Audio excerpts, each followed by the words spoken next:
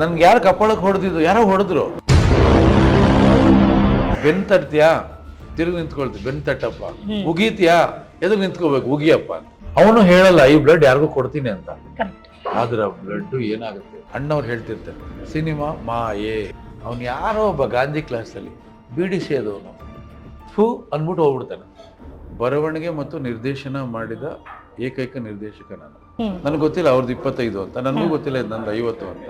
ನನಗೆ ಯಾಕೆ ಸಿಕ್ತದು? ಅದು ಕೊನೆ ಸಿನಿಮಾ ಸರ್. ನಾನು ಕನ್ಸಲ್ಲೂ ಅನ್ಕೊಂಡಿಲ್ಲ. ಈ ಪ್ಯಾನ್ ಇಂಡಿಯಾ ಕಾನ್ಸೆಪ್ಟ್ ಅಲ್ಲೇ ನಮ್ಮ ಸ್ಟಾರ್ ಹೀರೋಗಳು, ಅದರಲ್ಲಿ ಈ 2-3 ವರ್ಷ ತಗೊಳ್ಳೋ ಗ್ಯಾಪ್ ಇದೆಯಲ್ಲ ಸರ್, ಇದರಲ್ಲಿ ಬೇರೆ ಭಾಷೆ ಸಿನಿಮಾಗಳು ಎಂಟ್ರಿ ಕೊಡು. ಅಣ್ಣ ಅವರು, ವಿಷ್ಣು ಸಾರು, ಅಂಬರೀಷ್ ಅವರೆಲ್ಲ ಸಿನಿಮಾಗಳು ಮಾಡಿ ಚಿತ್ರಮಂದಿರಗಳ ಸುಭದ್ರಗೊಳಿಸ್ತಾ ಹೋಗಿ ಆ ಹೋರಾಟ ಚಳುವಳಿನ ಇತ್ತೀಚೆಗಿನ ಕಲಾವಿದರು ಮರ್ತು ಹೋಗ್ತಾ ಇದಾರೆ. ಯಾರೋ ಯಾರ್ದೋ ಜೊತೆಲಿ ಕಾರಲ್ಲಿ ಹೋಗ್ತಿದ್ದಾರೆ, ಅದೊಂದು ಸುದ್ದಿ ಆಗುತ್ತೆ. ಯಾರೋ ಯಾರ್ದೋ ಜೊತೆ ನೈಟ್ ಪಾರ್ಟಿಗೆ ಹೋಗ್ತಿದ್ದಾರೆ, ಅದೊಂದು ಸುದ್ದಿ ಆಗುತ್ತೆ. ಇದು ಸುದ್ದಿ ಅಲ್ಲ ಇದು. ಹಾಯ್ ಹಲೋ ನಮಸ್ಕಾರ, ವೆಲ್ಕಮ್ ಟು TV 19 ಕನ್ನಡ. ನಾನು ಪವಿತ್ರ. ಇವತ್ತಿನ ದಿವಸ, ಇತ್ತೀಚಿನ ದಿನಗಳಲ್ಲಿ ಒಂದು 25 ದಿವಸ ಒಂದು ಸಿನಿಮಾ ನಿಲ್ಲುತ್ತೆ ಅಂದ್ರೆ ದೊಡ್ಡ ವಿಚಾರ. ಒಂದು ಟೈಮ್ ಇತ್ತು, ಕೆಲವು ವರ್ಷಗಳ ಹಿಂದೆ 100 ದಿವಸ ಓಡ್ತಾ ಇದ್ದಂತಹ ಸಿನಿಮಾ ಸೆಲೆಬ್ರೇಷನ್. ಅದು ಹೇಗಿತ್ತು ಅಂದ್ರೆ ಹಬ್ಬ ಹಬ್ಬಬ್ಬ ಅನ್ನೋ ಮಟ್ಟಕ್ಕೆ ಹಬ್ಬದ ತರ ಸೆಲೆಬ್ರೇಟ್ ಮಾಡ್ತಾ ಇದ್ರು. ಅಂಥ ಸಿನಿಮಾಗಳನ್ನ ಕೊಟ್ಟಂತವ್ರು ಒಬ್ರು ಲೆಜೆಂಡ್ರಿ ಡೈರೆಕ್ಟರ್. ಅವ್ರ ಸಿನಿಮಾ ಹೇಗಿತ್ತು ಅಂದ್ರೆ ಇಡೀ ಫ್ಯಾಮಿಲಿ ಕೂತು ಸಿನಿಮಾ ನೋಡ್ಬೇಕು, ಒಬ್ರು ಇಬ್ರಲ್ಲ, ಇಡೀ ಫ್ಯಾಮಿಲಿ ಕೂತು ಸಿನಿಮಾ ನೋಡ್ತಾ ಇದ್ರು. ಒಂದು ಕಾಮಿಡಿ ಮೂವಿ ಅಂದ್ರೆ ಇಡೀ ಥಿಯೇಟರ್ ಅಲ್ಲಿ ನಗ್ತಾ ಇದ್ರು. ಇಡೀ ಫ್ಯಾಮಿಲಿ ಮೂವಿ ಅಂದ್ರೆ ಇಡೀ ಫ್ಯಾಮಿಲಿ ಎಂಜಾಯ್ ಮಾಡ್ತಾ ಇತ್ತು. ಅದೇ ಸೆಂಟಿಮೆಂಟ್ ಅಂತ ಬಂದ್ರೆ ಪ್ರತಿಯೊಬ್ರು ಕಣ್ಣೀರ್ ಇಡ್ತಾ ಇದ್ರು. ಅದು ಹೆಣ್ಮಕ್ಳು ಗಂಡ್ಮಕ್ಳು ಅಂತಲ್ಲ, ಅಷ್ಟರ ಮಟ್ಟಿಗೆ ಇಡೀ ಸಿನಿಮಾನ ಬಂದಂತ ಜನ ಅನುಭವಿಸ್ತಾ ಇದ್ರು. ಅಂಥ ಸಿನಿಮಾ ಕೊಟ್ಟಂತಹ ಡೈರೆಕ್ಟರ್ ಇದು ಸ್ಪೆಷಲ್, ನಾವೆಲ್ಲರಿಗೂ ಸ್ಪೆಷಲ್. ಬರೀ ಡೈರೆಕ್ಟರ್ ಮಾತ್ರ ಅಲ್ಲ. ಯಾಕೆ ಡೈರೆಕ್ಟರ್ ಸ್ಪೆಷಲ್ ಆಗುತ್ತೆ? ಅವರ 50ನೇ ಸಿನಿಮಾ ಮೈಲ್ ಸ್ಟೋನ್ ಅಂತೀವಲ್ಲ ಹಾಗೆ. ಹಾಗಾಗಿನೇ ಈ ಸಿನಿಮಾ ಮೇಲೆ, ಯಾವ ಸಿನಿಮಾ ಬಗ್ಗೆ ಮಾತಾಡ್ತಿದ್ದೀನಿ, 16ನೇ ತಾರೀಕು ರಿಲೀಸ್ ಆಗ್ತಾ ಇರುವಂತ 5D ಸಿನಿಮಾ ಸಿಕ್ಕಾಬಟ್ಟೆ ನಿರೀಕ್ಷೆ ಹೆಚ್ಚಿದೆ. ಎಲ್ರು ಹೇಳೋದೊಂದೇ ಮಾತು, ಯಾಕೆ ಈ ಸಿನಿಮಾ ಮೇಲೆ ಇಷ್ಟು ನಿರೀಕ್ಷೆ ಅಂದ್ರೆ ಡೈರೆಕ್ಟ್ ಮಾಡ್ದಂಥವ್ರು ಯಾರು ಇವರು? ಬರೀ ಆಕ್ಟರ್ ಅಲ್ಲ, ಡೈರೆಕ್ಟರ್ ಅಲ್ಲ, ರೈಟರ್, ಲಿರಿಕ್ಸ್. ಅಬ್ಬಾ, 1-2 ಅವ್ರ ಬಗ್ಗೆ ಹೇಳ್ತಿದ್ರೆ ದಿನಗಟ್ಲೆ ಹೇಳ್ಬೋದು, ಇಂಟ್ರೊಡಕ್ಷನ್ ದಿನಗಟ್ಲೆ ಕೊಡ್ಬೋದು. ಇಟ್ಸ್ ನನ್ ಅದರ್ ದ್ಯಾನ್ ಕಲಾ ಸಾಮ್ರಾಟ್ ಎಸ್ ನಾರಾಯಣ್ ಸರ್ ನಮ್ಮ ಜೊತೆ ಇದ್ದಾರೆ. ಸರ್ ನಮಸ್ತೆ, ವೆಲ್ಕಮ್ ಟು ಮೈ ಶೋ. ನಮಸ್ಕಾರ. ತುಂಬಾ ಖುಷಿ ಆಗುತ್ತೆ. ಮೊದಲಿಗೆ ಕಂಗ್ರ್ಯಾಚುಲೇಷನ್ಸ್, ನಿಮ್ಮ 50ನೇ ಸಿನಿಮಾ ಇದು. ಧನ್ಯವಾದಗಳು, ಥ್ಯಾಂಕ್ ಯು. ಪರ್ಸನಲಿ ಹೇಳಿದ್ರೆ ನನಗೆ ತುಂಬಾ ಖುಷಿ ಇದೆ. ಅಂಡ್ ಕನ್ನಡದವರಾಗಿ ನಮ್ಮ ಸಿನಿಮಾ ಪ್ರೀತಿ ಮಾಡ್ತಾ ಇರುವಂತ ನಮ್ಮೆಲ್ಲರಿಗೂ ಸೇರಿ ನಮಗೇನು ಅನ್ಸುತ್ತೆ ಅಂದ್ರೆ we feel so proud of you. ತುಂಬಾ ಹೆಮ್ಮೆ ಅನ್ಸುತ್ತೆ. ಅದು ಇದ್ರಗಡೆ ನೀವು ಕೂತಿರೋದು ನಂಗೆ ನಿಜವಾಗ್ಲೂ ಹೆಮ್ಮೆ ಆಗ್ತದೆ. ಅಂಡ್ ಎಷ್ಟೇ ಜನ ನಾವು ಇಂಟರ್ವ್ಯೂ ಮಾಡಿದ್ರು, ಯಾರ ಜೊತೆ ಮಾತಾಡಿದ್ರು, ಇವತ್ತೇನೋ ನಂಗೆ ಸ್ಪೆಷಲ್ ಮೂಮೆಂಟ್. Seriously sir. ಹೌದು, ನಿಮ್ಗೆ 50ರ ಸಂಖ್ಯೆಯ ನಿರ್ದೇಶಕರು ಸಿಕ್ಕಿರಲ್ಲ ಅಲ್ವಾ? ನಿಜ, ಇದು ಸತ್ಯ. ಕೆಲವೊಂದು ಅಪರೂಪಕ್ಕಾಗುತ್ತೆ. ನಮಗೂ ಗೊತ್ತಿಲ್ಲ. ನಾನು ಮೊದಲನೇ ಸಿನಿಮಾ ಡೈರೆಕ್ಟ್ ಮಾಡಿದಾಗ ಮುಂದೆ ಇನ್ನೊಂದು ಸಿನಿಮಾ ಮಾಡ್ತೀನಿ ಅನ್ನೋ ನಂಬಿಕೆ ಯಾರು ಕೊಡ್ಲಿಲ್ಲ ನನಗೆ. ಯಾಕೆಂದ್ರೆ ಆ ಸಿನಿಮಾ ನಾಯಕ ನಟ ಇದ್ದಂತ ಬಣ್ಣ, ಅವ್ರ ಆಕಾರನ ಎಲ್ಲರೂ ವಿಕಾರವಾಗಿ ಕಂಡಮ್ ಮಾಡಿದ್ರು, ತುಂಬಾ ಹೀಯಾಳಿಸಿದ್ರು. ಮೊದಲನೇ ಸಿನಿಮಾ ಆದ್ಮೇಲೆ 2ನೇ ಸಿನಿಮಾ ಸಿಗೋದೇ ಇಲ್ಲ ಅನ್ನೋ ತರ ಮಾತಾಡಿದ್ರು. ಅಂಥ ಒಂದು ಅಪಮಾನಗಳ ಮಧ್ಯೆ ಆ ಸಿನಿಮಾ ಗೆದ್ದು ಅದು ಫೌಂಡೇಶನ್. ಅಲ್ಲಿಂದ 50ರ ಸಂಖ್ಯೆಯನ್ನು ಪೂರ್ಣಗೊಳಿಸಿದ್ವಿ. ಎಲ್ಲ ನಾಡಿನ ಜನತೆಯ ಆಶೀರ್ವಾದ, ಅವ್ರ ಪ್ರೀತಿ, ಅವರು ಬೆಳೆಸಿದ್ದು ನನ್ನ 50ರ ಸಂಖ್ಯೆ ದಾಟಿ ನಿಮ್ಮ ಮುಂದೆ ಕೂತ್ಕೊಂಡಿದ್ದೀನಿ. So happy, I am so happy. ಅದು ಹೆಂಗಿದೆ ಅಂದ್ರೆ ಸರ್, ಈ 50ನೇ ಸಿನಿಮಾ ಮೇಲೆ ಬಂದು ನಿಮ್ಮ ಡೈರೆಕ್ಷನ್ ಅನ್ನೋದು ನಿರೀಕ್ಷೆ ಜಾಸ್ತಿ ಮಾಡಿರೋದ್ರ ಜೊತೆಗೆ ಈವರೆಗೂ ನೀವು ಕೊಟ್ಟಂತ ಸಿನಿಮಾಗಳ ಜಾನರ್ ಬೇರೆ. ಇಡೀ ಫ್ಯಾಮಿಲಿನ ಹೇಳ್ದಂಗೆ ಇಡೀ ಫ್ಯಾಮಿಲಿ ಕೂತು ನೋಡ್ತಾ ಇತ್ತು. ಕಾಮಿಡಿ ಮೂವೀಸ್ ಬರ್ತಾ ಇತ್ತು. ಆ ಒಂದು ಸೆಂಟಿಮೆಂಟ್ ವಿಚಾರ ಬಂದಾಗ ಎಕ್ಸಲೆಂಟ್. ಇವತ್ತಿಗೂ ಸರ್ ನಮ್ಮ ಏಜ್ ಅವ್ರಿಗಿಂತ ಯಾರು 40-50 ಅವ್ರನ್ನ ನಿಜವಾಗ್ಲು ನಿಮ್ಮ ಇಂಟರ್ವ್ಯೂ ಮಾಡೋಕ್ಕೂ ಬಿಫೋರ್ ನಾನು ಪ್ರಶ್ನೆ ಮಾಡಿದ್ದು ಸಿನಿಮಾಗಳ ಬಗ್ಗೆ ನಮಗಿಂತ ದೊಡ್ಡವ್ರನ್ನ. ಆ ಸಿನಿಮಾ ಹೆಂಗಿತ್ತು, ಈ ಸಿನಿಮಾ ಹೆಂಗಿದೆ ಅಂದಾಗ ಸೀರಿಯಸ್ಲಿ ಹೇಳ್ತೀನಿ, ಎಷ್ಟು ನಿಮ್ಮ ಸಿನಿಮಾಗಳು ಎಕ್ಸಾಂಪಲ್ಸ್ ಕೊಟ್ರು ಅಂದ್ರೆ ನಂಗೆ ಅದ್ರ ಮುಂದೆ ಬೇರೆ ಪ್ರಶ್ನೆನೇ ಬೇಡ. ಅಷ್ಟರ ಮಟ್ಟಿಗೆ. ಅಂಡ್ ಈಗ ಸರ್ ಇದು ಹೊಸದೇ ಟ್ರೆಂಡ್ ಕ್ರಿಯೇಟ್ ಮಾಡಕ್ ಹೊರಡ್ತಾ ಇದ್ದೀರಾ, ನಿಮ್ಗೆ ಹೇಗಿತ್ತು? ಬಿಕಾಸ್ ನೀವು ಈವರೆಗೂ ಡೈರೆಕ್ಟ್ ಮಾಡಿದಂಥ ಕಥೆಗಳು ಬೇರೆ, ಸ್ಟೈಲ್ ಬೇರೆ ಇರ್ಬೋದು, ಆ ಡೈರೆಕ್ಷನ್ ಬೇರೆ, ಬಟ್ ಇದೊಂದು ಸಸ್ಪೆನ್ಸ್ ಥ್ರಿಲ್ಲರ್ ಅಂತ ಬಂದಾಗ ನಿಮ್ಗೆ ಹೇಗೆ ಅನಿಸ್ತು? ನೀವು ಹೇಗೆ ಒಪ್ಕೊಂಡ್ರಿ? ಹೇಗೆ ಪ್ರಿಪೇರ್ ಆದ್ರಿ ನೀವು? ಯಾವಾಗ್ಲೂ ಒಬ್ಬ ಡೈರೆಕ್ಟರ್ಗೆ ಆ ವಸ್ತುನೇ ಸಿನಿಮಾ ಮಾಡೋದಕ್ಕೆ ಪ್ರೇರಣೆ ಆಗುತ್ತೆ. ಓಕೆ. ವಸ್ತು ಹೇಗಿರುತ್ತೆ ಅಂತ. ಈಗ ನೀವು ಆಗ್ಲೇ ಹೇಳಿದ್ರಿ ಕಾಮಿಡಿ ಸಿನಿಮಾಗಳು ನಗಿಸೋದಷ್ಟೇ ಅದ್ರ ಚೌಕಟ್ಟಿರುತ್ತೆ, ಬರೀ ನಗಿಸ್ಬೇಕು ಅಷ್ಟೇ, ಅದೇ ಕಾಮಿಡಿ ಸಿನಿಮಾ ಅಂತೀವಿ. ಸೆಂಟಿಮೆಂಟ್ ಸಿನಿಮಾದಲ್ಲಿ ಆ ವಸ್ತುನ ಯಾವ ರೀತಿ ಹೇಳ್ತೀವಿ ಅಂತ, ಏಕೆ ಕಣ್ಣಲ್ಲಿ ನೀರು ಬರುತ್ತೆ, ಏಕೆ ನಿಮ್ಮ ಮನಸ್ಸಿಗೆ ನಾಟುತ್ತದು ಅಂದ್ರೆ ನಿಮ್ಮ ಬದುಕಿನಲ್ಲಿ ಅಂಥ ಘಟನೆಗಳು ಸಂಭವಿಸಿದ್ರೆ ಮಾತ್ರ, ಅಥವಾ ನಿಮ್ಮ ಸಂಬಂಧಿಕರಿಗೆ ಅದು ಆಗಿ ಅದನ್ನ ನೀವು ನೋಡಿದ್ರೆ, ಒಂದು ಅನುಭವಿಸಿರ್ಬೇಕು ಅಥವಾ ಈಗ ಅನುಭವಿಸ್ತಾ ಇರ್ಬೇಕು. ಆ ಥರ ಇದ್ದಾಗ ಆ ಥರ ಸಿನಿಮಾಗಳು ನಿಮ್ಗೆ ತುಂಬಾ ಬೇಗ ಕನೆಕ್ಟ್ ಆಗುತ್ತೆ.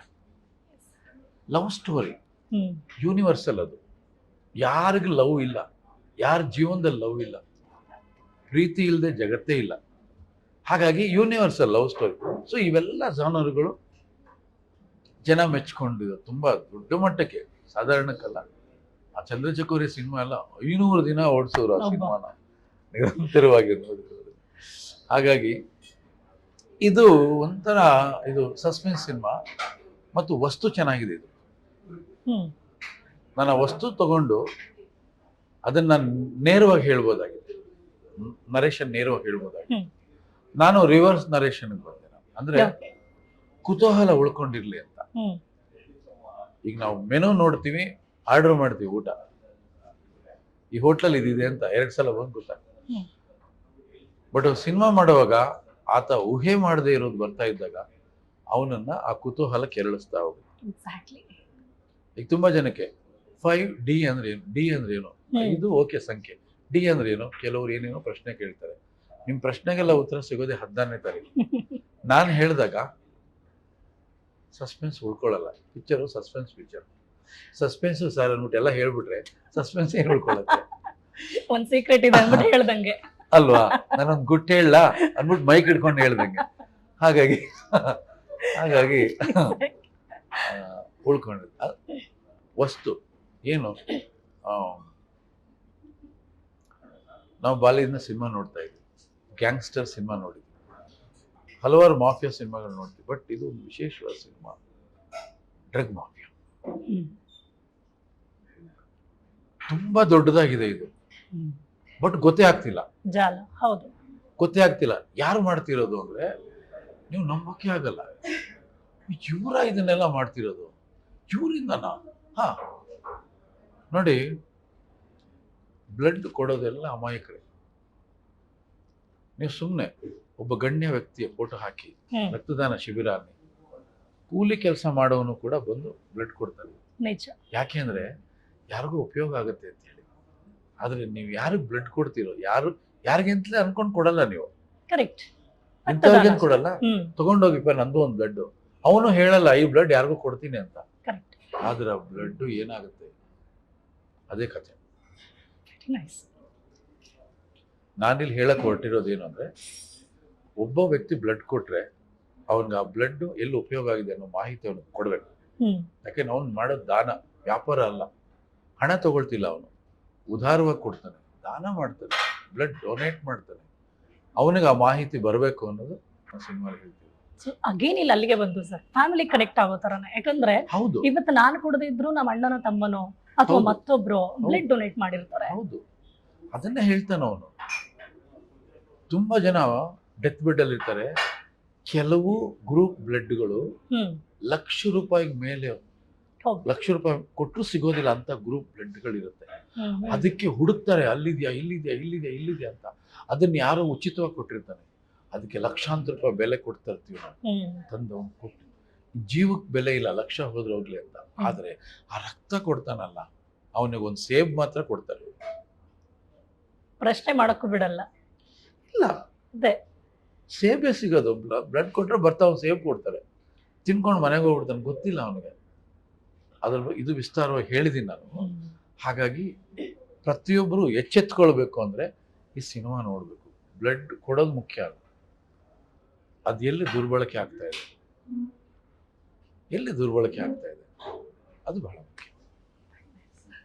ಸೊ ಕೊನೆಗೆ ಅದು ಹಂಗೆ ಬಂದ್ಬಿಡುತ್ತೆ. ಈಗ ನೋಡಿ ಎಲ್ಲರೂ ಕ್ವೆಶನ್ಸ್ ಸರ್ 5D ಅಂದ ತಕ್ಷಣ ನೀವು ಹೇಳಿದ್ರಿ, ಎಲ್ಲ ಒಂದೊಂದು ಹೇಳ್ತಾರೆ. ಹೌದು 5D ಅಂದ ತಕ್ಷಣ ನಾವು ಅಂದ್ಕೊಂಡ್ವಿ, ಕ್ಯಾಮ್ರಾ ಅಂದ್ಕೊಂಡ್ವಿ, 5 ಡೈಮೆನ್ಷನ್ ಇದೆಯಾ, ಅಥವಾ 5 ಸ್ಟೋರಿ ಬರುತ್ತಾ, 5 ಸಸ್ಪೆನ್ಸ್ ಇರುತ್ತಾ, 5 ಕಥೆಗಳೇನಾದರೂ ಬರ್ಬೋದಾ, ಈ ಥರ ಎಲ್ಲ ನೀವು ಹೇಳೋದು ನೋಡಿದ್ರೆ ಎಲ್ಲದಕ್ಕೂ ಕನೆಕ್ಟ್ ಆಗುತ್ತೆ ಅಂತ ಅನಿಸ್ತಾ ಇದೆ.